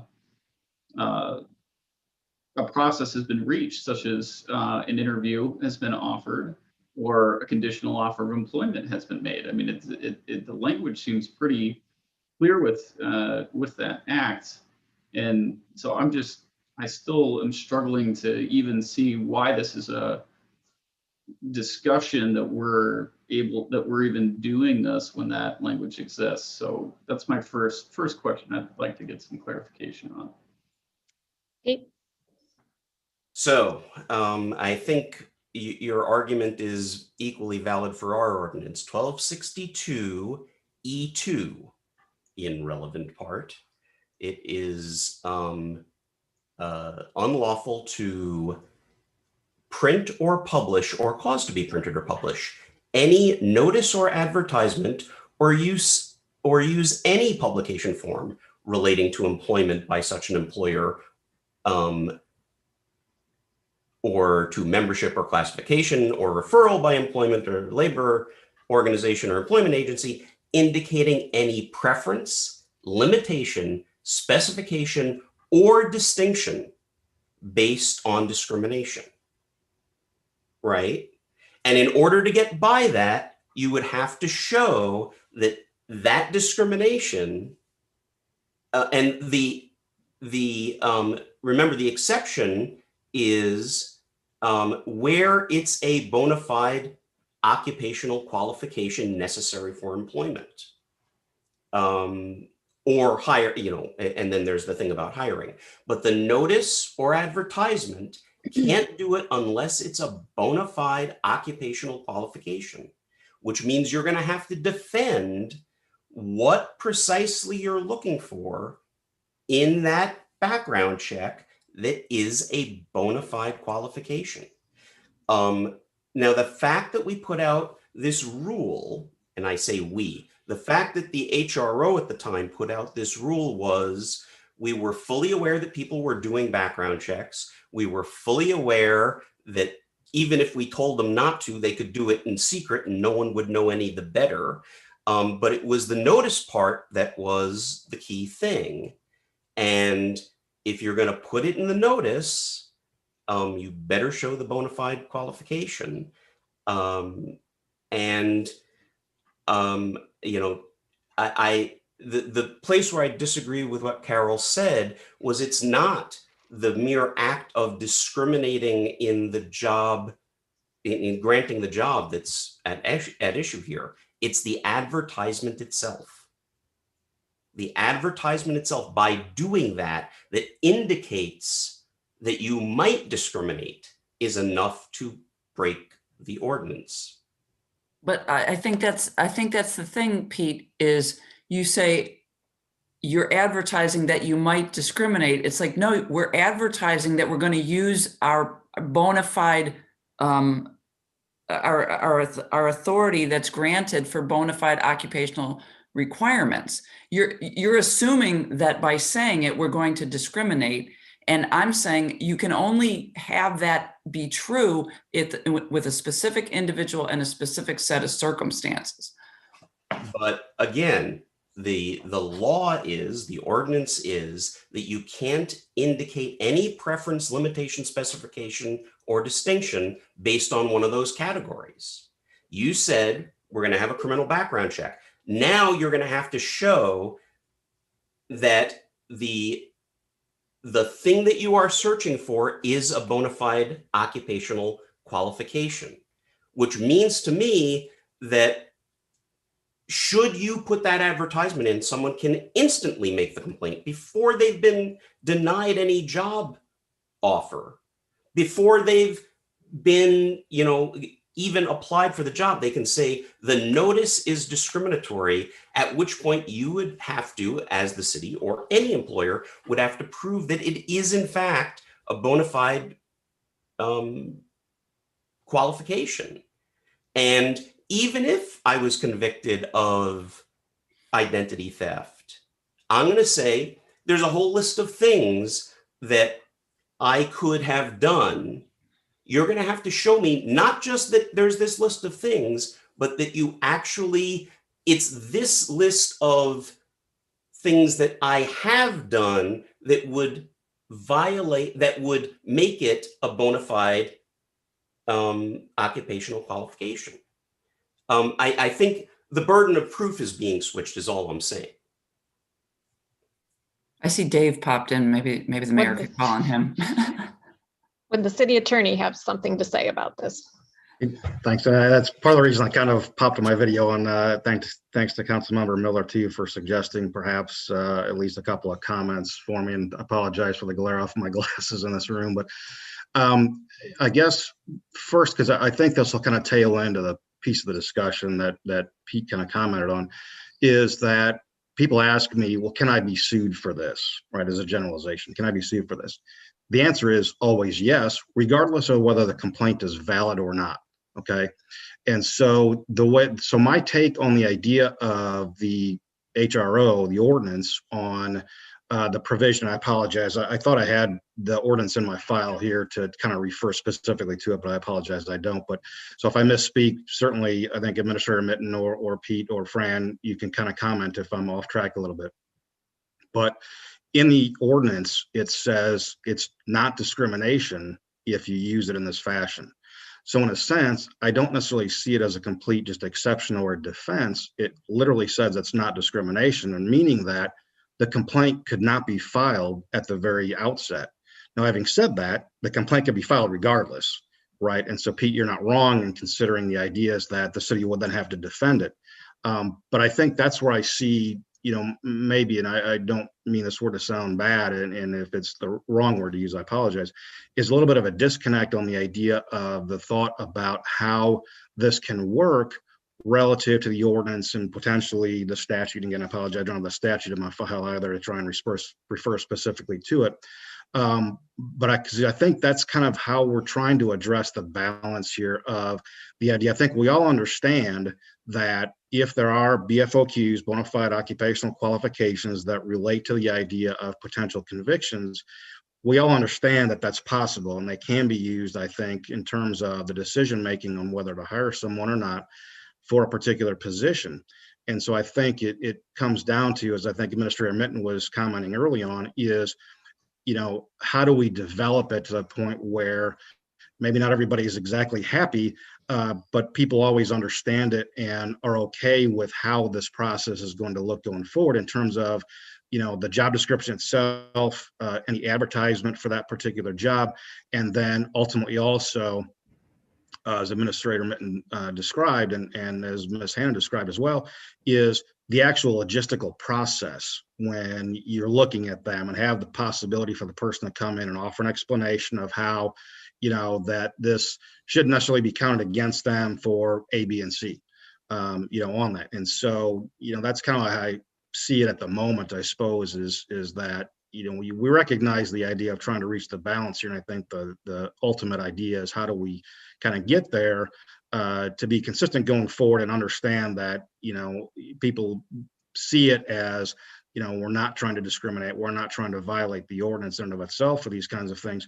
We're merely trying to be transparent and have people understand, at the very, in my mind, again, at the kind of the beginning, relative to this, because what I find invariably is that a lot of times when people end up wanting to file suit or a complaint is they're upset. I mean, they're mad. And so, the question becomes is, are they going to be madder up front? And I get the idea is that you're maybe dissuading people from applying because of the way of how that maybe is worded in the sense to try and help alleviate that concern at the beginning. But if, I see the side of it too, where if you wait until the very last possible moment before you say, yes, you're hired, and say, oh, by the way, we need to do a background to make sure that there's no convictions that really relate to the nature of this job. I could see people being more upset at that very point because now they are going to feel that they wasted all of their time hoping on this job, and all of a sudden now something happens where they're concerned. And again, I'm not saying this happens every time. Obviously, we're going to run into maybe one or two applicants that maybe fall in this category. I wouldn't want to suggest that it's 98% of the people applying will end up in this kind of capacity or on this particular path.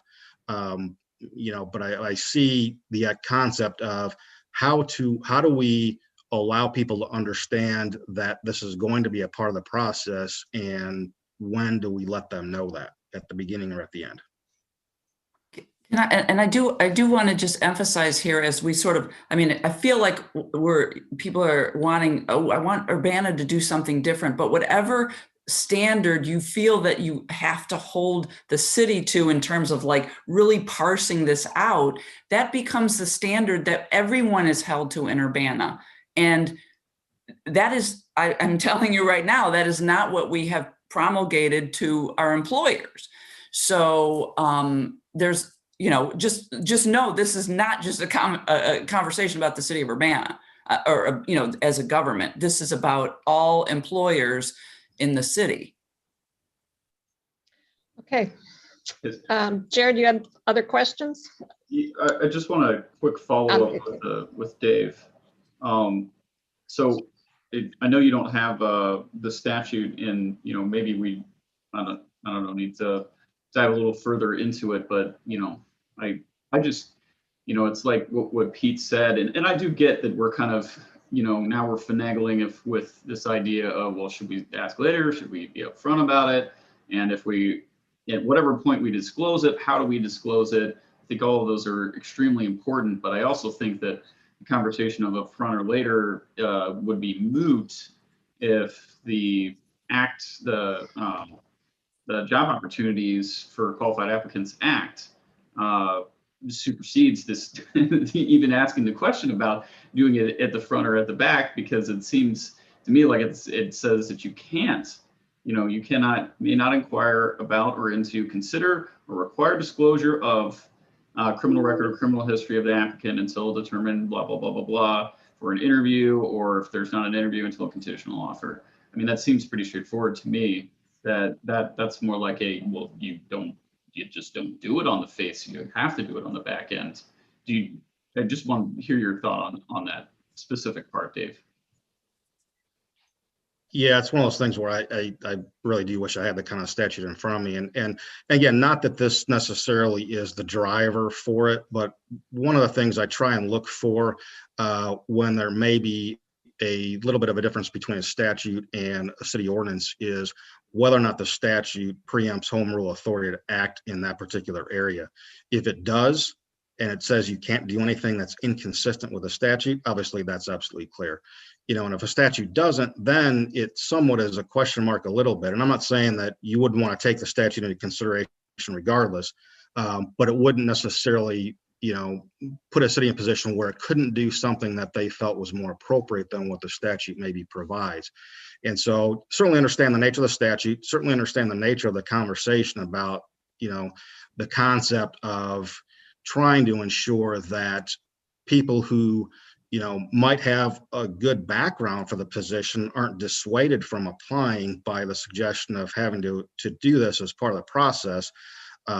But that's where I figure is it gets one of those things where I think it's almost like a melding of a lot of things to try and reach a position that everybody's comfortable with going forward on how do we want to put these kinds of things out there. Because certainly, as I shared internally, there's a big difference between hiring a laborer and hiring someone in the finance department who's going to be handling money. And so I can certainly understand the nature of the conversation about the idea of specificity, but I think, part of to look at how to do this is, ultimately, as Administrator Minton suggested, is how far do you end up going on that?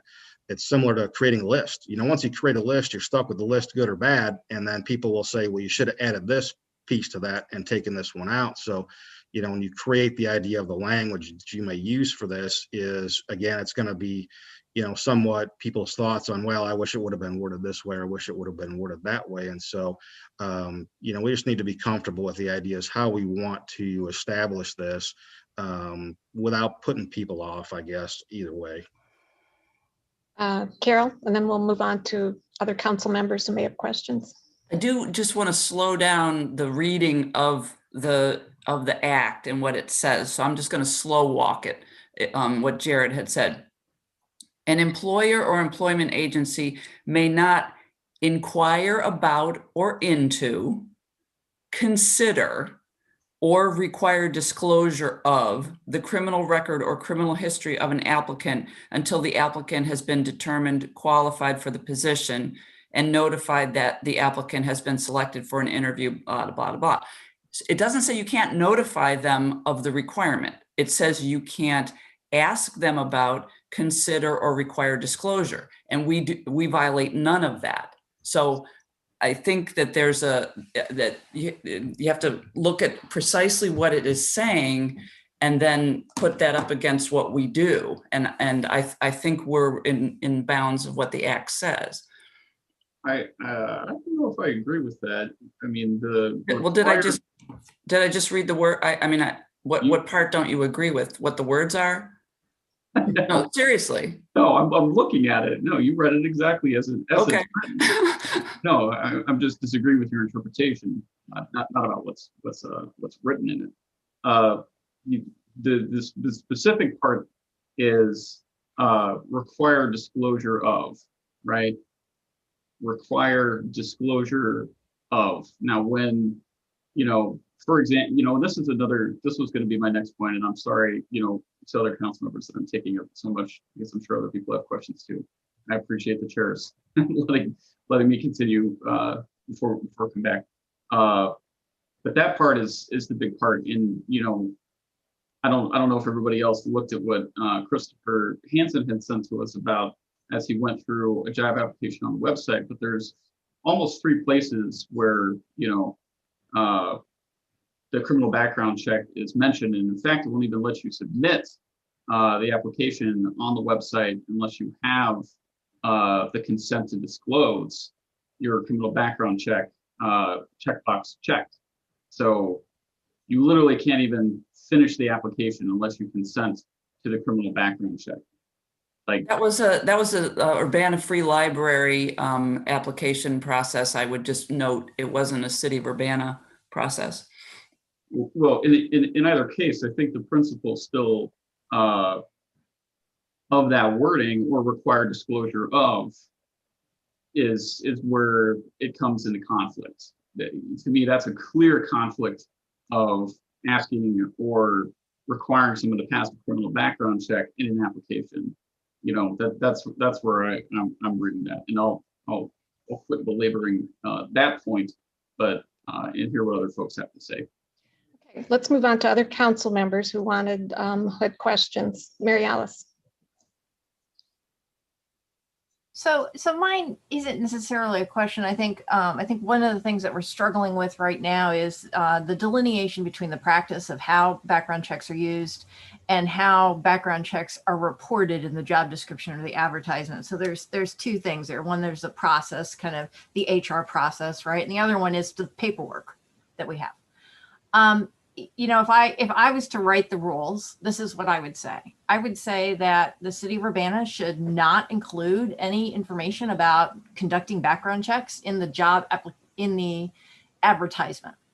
And the reason is because it's very complicated. All the stuff that we've been talking about tonight is all these different rules in terms of, well, how would it be used? And it's not possible to actually go into that much detail into an advertisement. So why make people worried about it? Then in the job description, which is kind of the, you know, what's on file at the city, you have more time there to describe if it is an occupational, if it is a bona fide occupational qualification for that specific position. You can put in the job actual description that says, this is a position that requires access to personal information and is considered a bona fide occupational qualification for you to pass certain kinds of background checks, so to speak. I'm not the wordsmith here, but my point here is that I think that we would satisfy the idea that we don't want people to get the assumption that we're going to discriminate based on these different items that we've, you know, said in the HRC. If we don't include that in the job app, we can go into more detail in the job description, and then we can talk about the whole process other side. So I'd really like to keep, if possible, this conversation around the job advertisement and the job description, because the whole other thing is long. So those are my comments. Fran, did you want to say something? I saw you waving out of the corner of my eye. So I was waving frantically. Yeah. I just want to say that two things. One, that it's very important, I think, for the people in the city who are advertising and hiring people to bear in mind what you are actually looking for. And what you are actually looking for is not someone without a conviction or arrest, or even someone who committed fraud sometime in the past, or someone who has no such record. What you are looking for is an honest person. And if that is the quality you're looking for, that's the quality you should stress. And I completely agree with Mary Alice's statement that the mentioning of criminal background has no place in an advertisement. But you can talk about honesty and a proven record of honesty, things like that. You can look for character, but don't base it on something as problematic as a conviction, unless you really think it applies in this case much later on in the process. So that's one thing. And the other thing is, I would be very interested to know what, in fact, the city is promulgating to its employers, because I thought it was promulgating the ordinance. And if anything, these guidelines that Todd Rent developed. And if the library, the blessed library, is doing something that makes it hard for someone to even apply without giving permission to have their background checked, I don't mean letters of reference, I'm talking about criminal background, then something has gone wrong in Urbana. So, go ahead. Maybe That's all. I'll let the mayor call in. I keep Sure. jumping. Was it Elizabeth? Yeah. Well, I was just going to say, to be fair, I don't think Celeste is on here right now, but there may be special requirements in the law pertaining to library employees because they often work with children, much like employees in schools. Okay. I don't know They that. should say that though. I believe that is true. So I just need to stick up for them a little bit. Yes, that's fine. And I want to say that let's not get too hung up on the particular complaints that have come in, because they are really no longer operative. And what we are going to be dealing with going forward is reports of concerns that the HRC is going to try to, by diplomatic means, correct in the city. And no, we don't have a process for it yet, Ms. Chong, but we will, and it will be specific and it will work, hopefully, and it will get improved over time. So I'd just like to add that. What happened in these complaints isn't really relevant. I will add, I did ask about the library position. It was specifically for the IT position, and that person has access to everything. So that isn't, whoops, yeah. That doesn't mean it's required by a state or federal law that there be no criminal background. No, but anyway, that's what the position was for. Who was next? Dennis. I really appreciate Mary Alice's take on it, that we shouldn't be discouraging people at the application process from seeking employment at no matter what level. Just as we don't specify specifically what kind of background experience that they have to have when they apply, but we discuss it during the interviews, and we then look for details about what kind of what is the depth of their experience to fulfill, say, a managerial position or an organizational position. And we should have the same attitude about accepting and being open to applications from a wide variety of individuals. And then if their position happens to have a very particular sensitivity, we can go into that discussion during the interview process, or if it's requiring character references to support the application, one can say, well, we're looking for a certain kind of character reference, a certain kind of individual proof of individual qualities. And we can get into those things then, but I would certainly not start laying those kinds of expectations down at the very application process. And you know that a lot of people apply for jobs that they're not really qualified for, but they're having the experience of having interviews, or they're just trying to get a job. And they're being, we shouldn't be discouraging people with the highest level of discernment at the very beginning of the process. That comes later. Any other council members wanting to weigh in? Eric. So perhaps another way of navigating this is to have on the Human Resources website for the city, its policy and the laws and ordinances that underlie that policy. This could be analogous to, for example, what the University of Illinois Human Resources does, where it does specifically say that anyone accepting an offer of employment will have a criminal background check done. So at some point, you have to be honest and say what the policy is clearly. Otherwise, you're saying you want an honest person as an employee, but if you're not going to tell them what the process is up front, that's not very honest either. So we have to have a clear policy that is communicated to the public, including job applicants.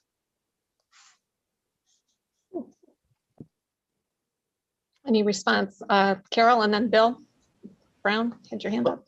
Well, I just want people to be clear about what we have told employers. And this is explicitly what we've told employers, okay? That's what's in these rules. And for anybody that has it, it's on page 18 under, it's 4E.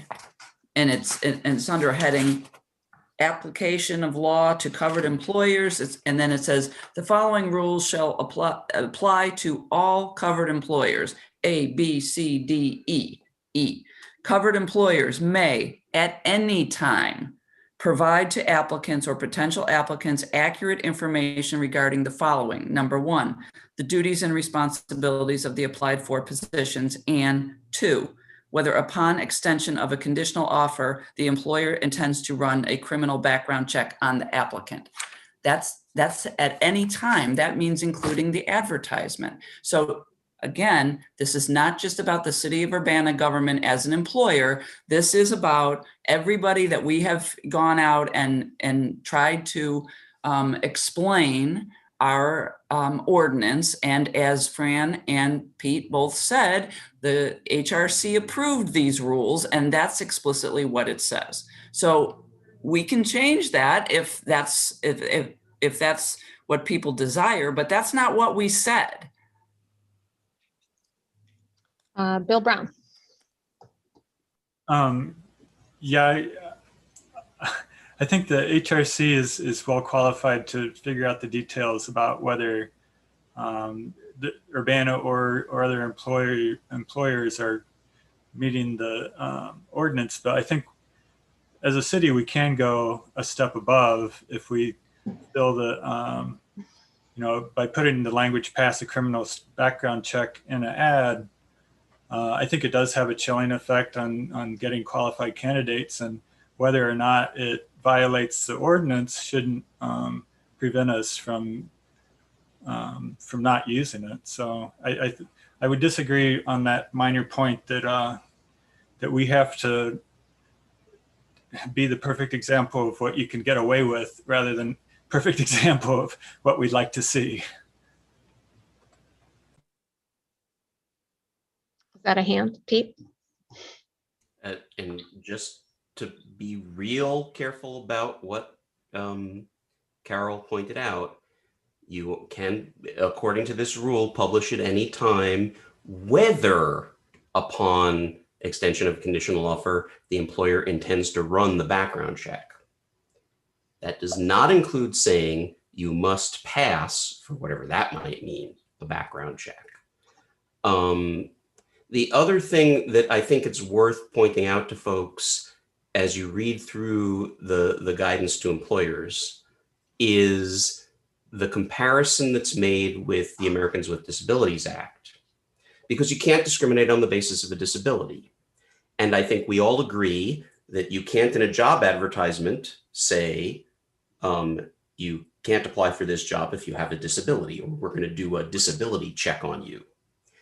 And there's a whole discussion in the beginning of this document about figuring out what the essentials and marginals, which is the language used when you're doing a disability check, would be like when you do a criminal background check.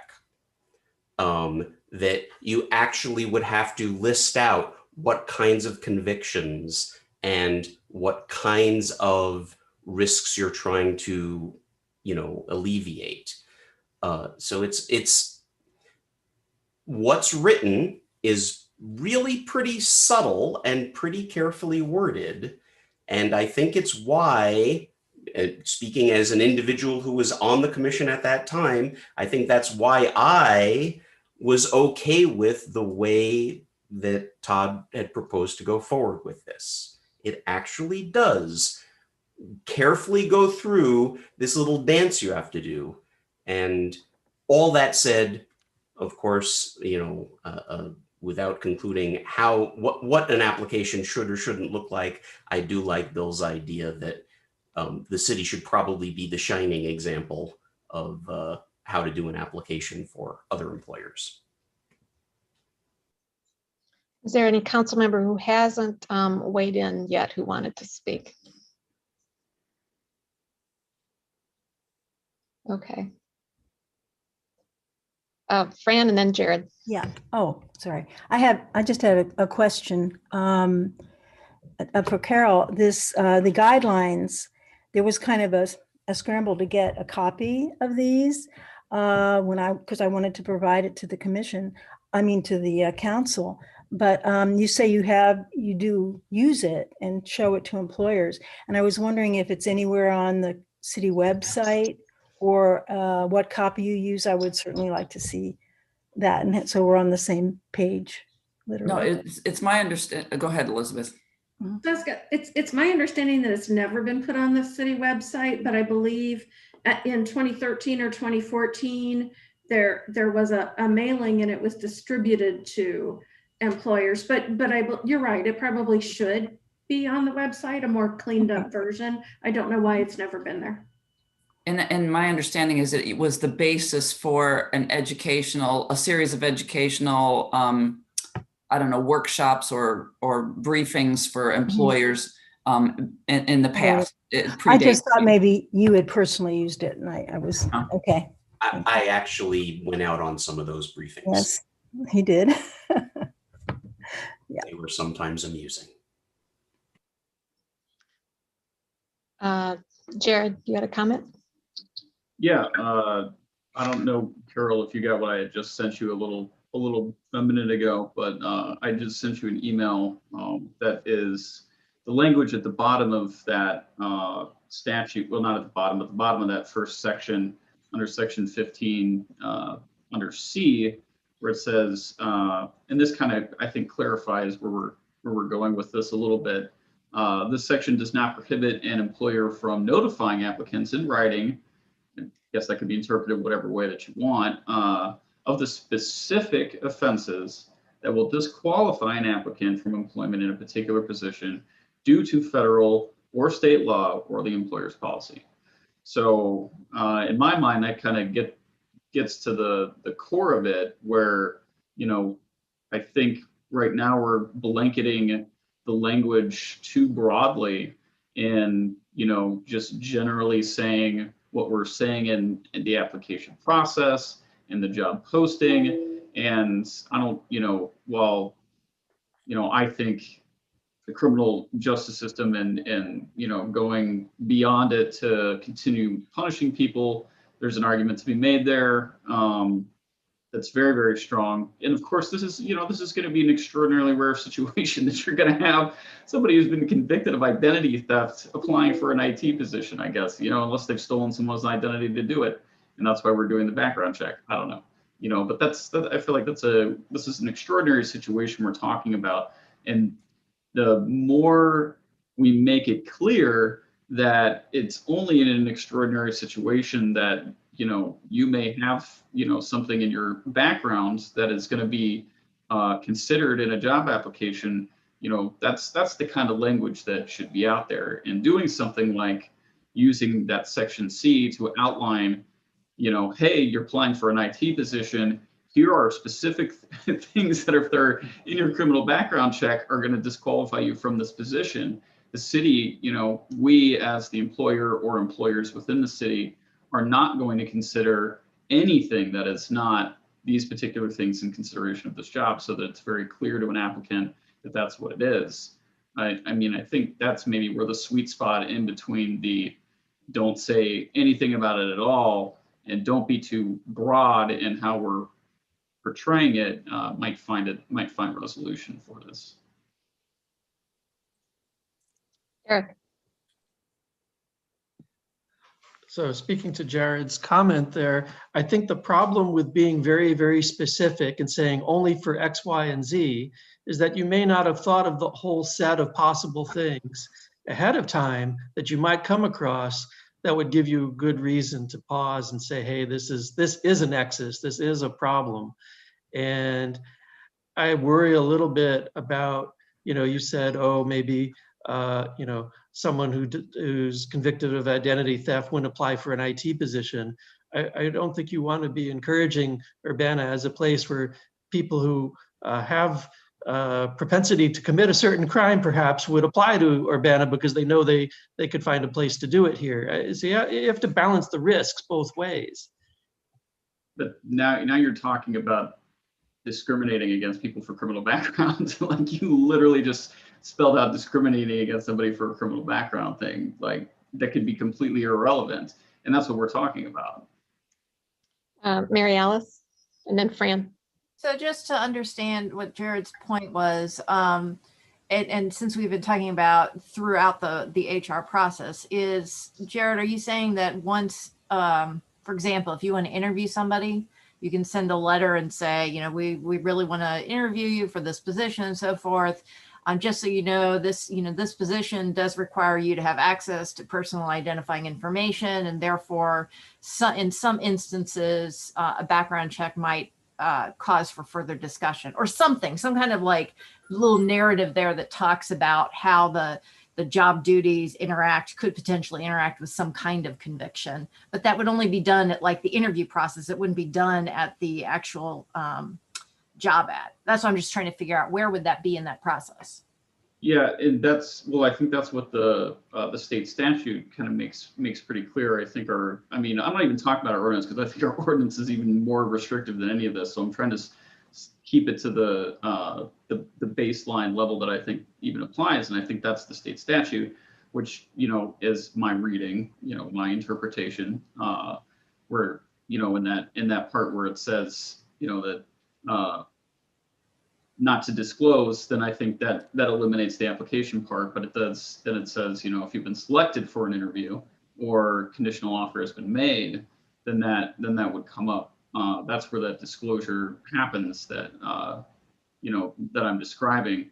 And Eric, to your point about, this is again I get your point. It's the hypothetical problem of like, well, can we imagine all the hypotheticals that could possibly eliminate somebody from a job, and do we have to spell out every single one of those hypotheticals?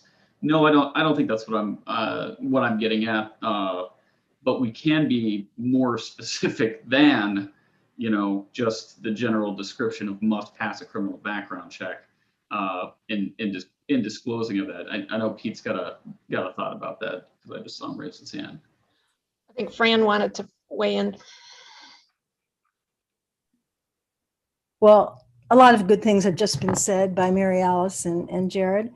I'd like to say that you can say in a letter, the kind of letter that Mary Alice suggested, you can say something like looking for things such as, you don't have to have a definitive list. And I agree, I want to emphasize it's very important not to get yourself in a position where you are relying on the presence or absence of a criminal record, a criminal conviction, as some kind of indicator of moral rectitude, because it isn't either necessary or sufficient and should not be used in that way. And that's what all of this legislation is about. And I think it's pretty clear that we should be very, very cautious in how we use it. So we start thinking of it in the same way we think about other protected classes, because it's just like them. That's all I have to say. Thanks. Pete, you're... Yeah, to respond to Eric, and this was a conversation we had with employers at the time. The situation you laid out, the hypothetical you laid out, is we've gone and looked at this person's resume and it's great. And we've gotten their letters of recommendation and they're fabulous. And the person's job history is unblemished. And yet they have this criminal conviction, and that's the disqualifying characteristic. And the answer is never happens, because you're going to check, all sorts of things. And if the criminal conviction is literally the only thing on their record that is the problem, and yet they have all of these glowing recommendations, A, you probably should offer them the job and they should probably get it. And B, they're going to be in front of the commission anyway saying, I was perfect. They clearly discriminated on the basis of the criminal background check and therefore are violating the law. So I mean, we had to explain this multiple times to employers, but really this situation doesn't come up.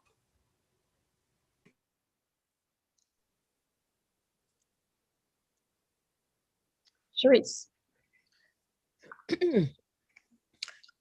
I've been listening to everybody trying to digest all of this. I guess what I would like to know is that, can it be simply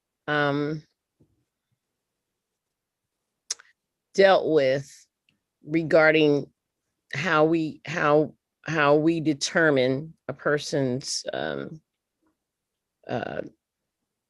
criminal background. I don't even like using the word criminal, but let's just because it could be something as small as shoplifting or whatever. But let's just say, by just saying, you know, application may require, and not will require, but may require that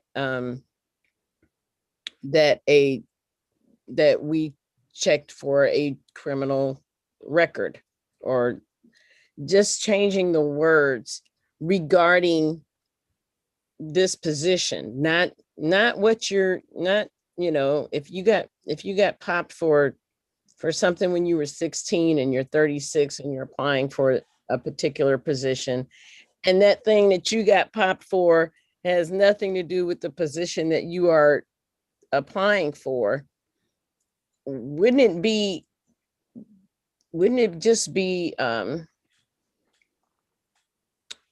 just the language that is used, could that ameliorate the situation as far as being between that rock and a hard place? Because that's what it seems. I'm not, I know I've had to go through background checks and so on and so forth. So having not having a record, and not having, you know, been too scared. I'm more scared of my mother than I was of the police. So, you know, not having that kind of experience, that rebel without a cause period in my life, I wasn't worried about it. But there, you know, and that's not, and I'm not trying to say I'm perfect. I don't expect perfection from anybody.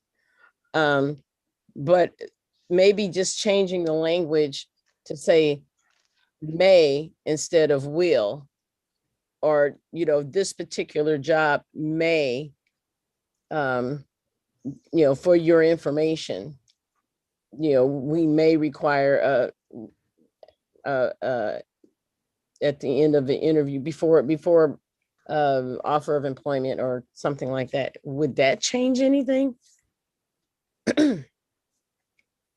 Anybody? Jared? Yeah, Sharice, and I think you're exactly right that that language is extraordinarily important, and that's one of the things I was trying to get across with the, you know, Pete's been trying to get across with the must pass language, and needing to, you know, use something, and, you know, it could be as simple as, you know, like in the slideshow, we have that list of city practices where it says background checks are required only when there is a statutory requirement and a significant nexus for the essential functions of the job. Even that I feel like strong, but even saying that, you know, when you get to that portion of, you know, the job is, you know, I think it's important to post it on the city website, you know, like in straight plain language, and as expansively as possible, how background checks are only considered in the context of the entire application, in the whole, you know, picture of a candidate. They will never be used as a discriminatory factor in hiring. They will, you know, only be used according to these practices, which have been approved, you know, by our HRC and so on and so forth. Yeah, but even using the word only, it to me, it puts you in a box, you know. Not necessarily have absolute language, but have gray area language, I guess, because a person that has been convicted or found, I mean, unless you are looking for that, for a position to be filled to keep other people from stealing your identity or something, you're not necessarily going to hire a person who does that for or did that in the past. But I'm just saying, it is, maybe this should be more gray area language. It is possible that, or it is a probability that that we will be looking. and maybe that could solve even what we're talking about, because it seems to me in listening to everybody's like we're constantly between that rock and a hard place of when do we protect, how do we protect our how do employers protect what they're trying to do, and without actually discriminating against somebody who may, you don't know the character of a person when you're interviewing them. You don't know what they're capable of. And that's just been obvious for, the past 4 years with a person that was sitting in the White House. So we didn't get to interview him. but it's one of those things where you just don't know how far some people will go. So or what they may be hiding. And I do think it's important that they have knowledge that this could possibly happen, but I don't know that it's something that has to be so absolute as you must pass. You understand what I'm saying, Jared? Yeah, I get you. Okay.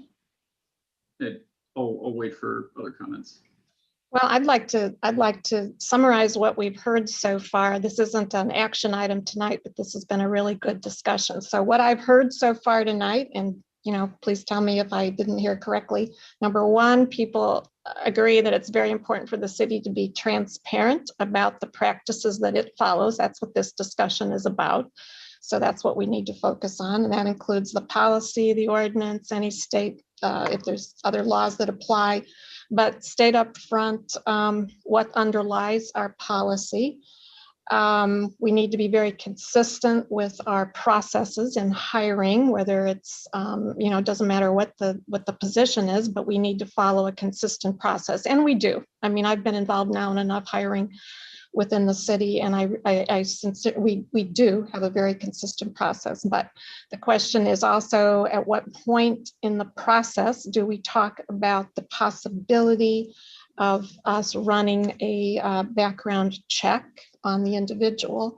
It could happen, currently happens at the point of both the job description and the job advertisement. I'm hearing that people do have concerns about it being in the job advertisement as currently stated, which I believe refers to the need to pass a background check.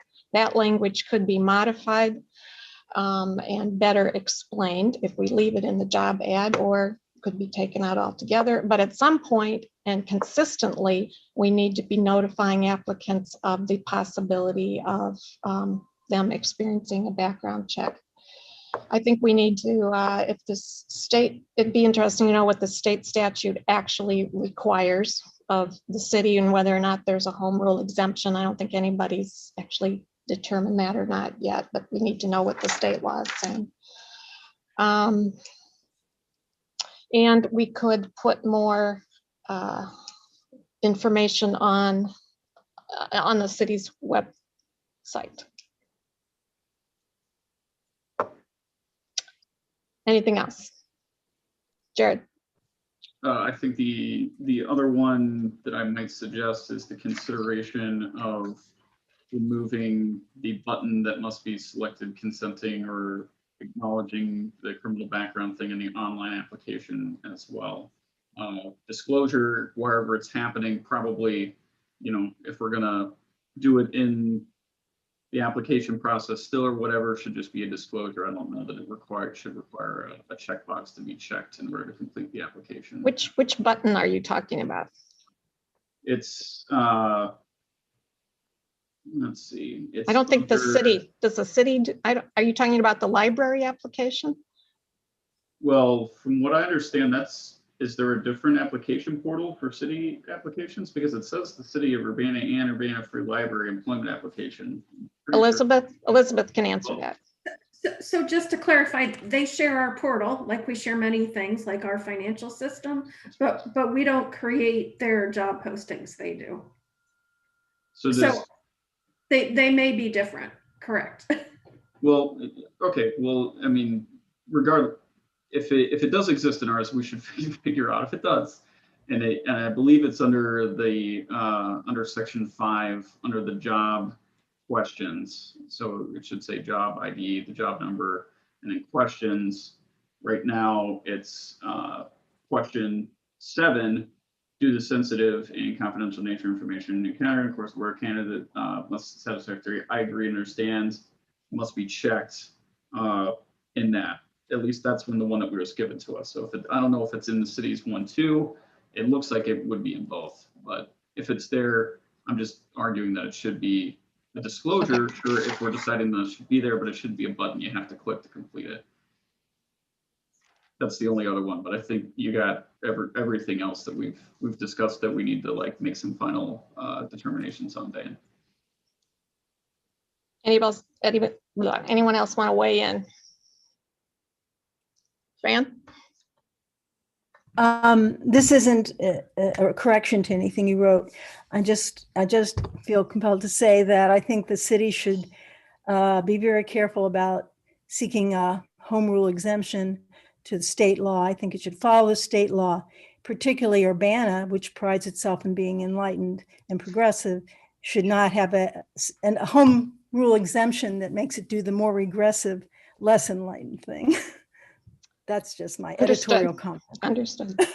I just like to know what the law actually says. So. Oh, of course. Well, yes, of course. Place to start. Any other comments? It's a pretty short statute. It's only like 3 paragraphs. It'll take you one scroll on a page to read through it, and I didn't see any home rule language in it when I read it. But I don't know, maybe there's a reference in there that I'm missing. Still working my way through the American Rescue Act, which is 700 pages plus. So. Well, that one will make for light reading then. Okie doke. All right, well, this is a lot to digest. We'll go back and consider these things and come back. Thank you for the input. Thank you, Fran and Pete. We apologize for bumping you multiple times, but I think this was worth the discussion. Appreciate it very much. And the correspondence from the HRC, I hope to respond to either tomorrow or the next day. So be watching for that. And that will be related to an update on the search for the Human Rights and Equity Officer, which I'll also share with City Council when the letter's finished. So, okay, let me go back to my agenda, which I think we've reached the end of this discussion, and with no further business before this meeting, we'll stand adjourned. Thank you very much. Good night. Mm-hmm.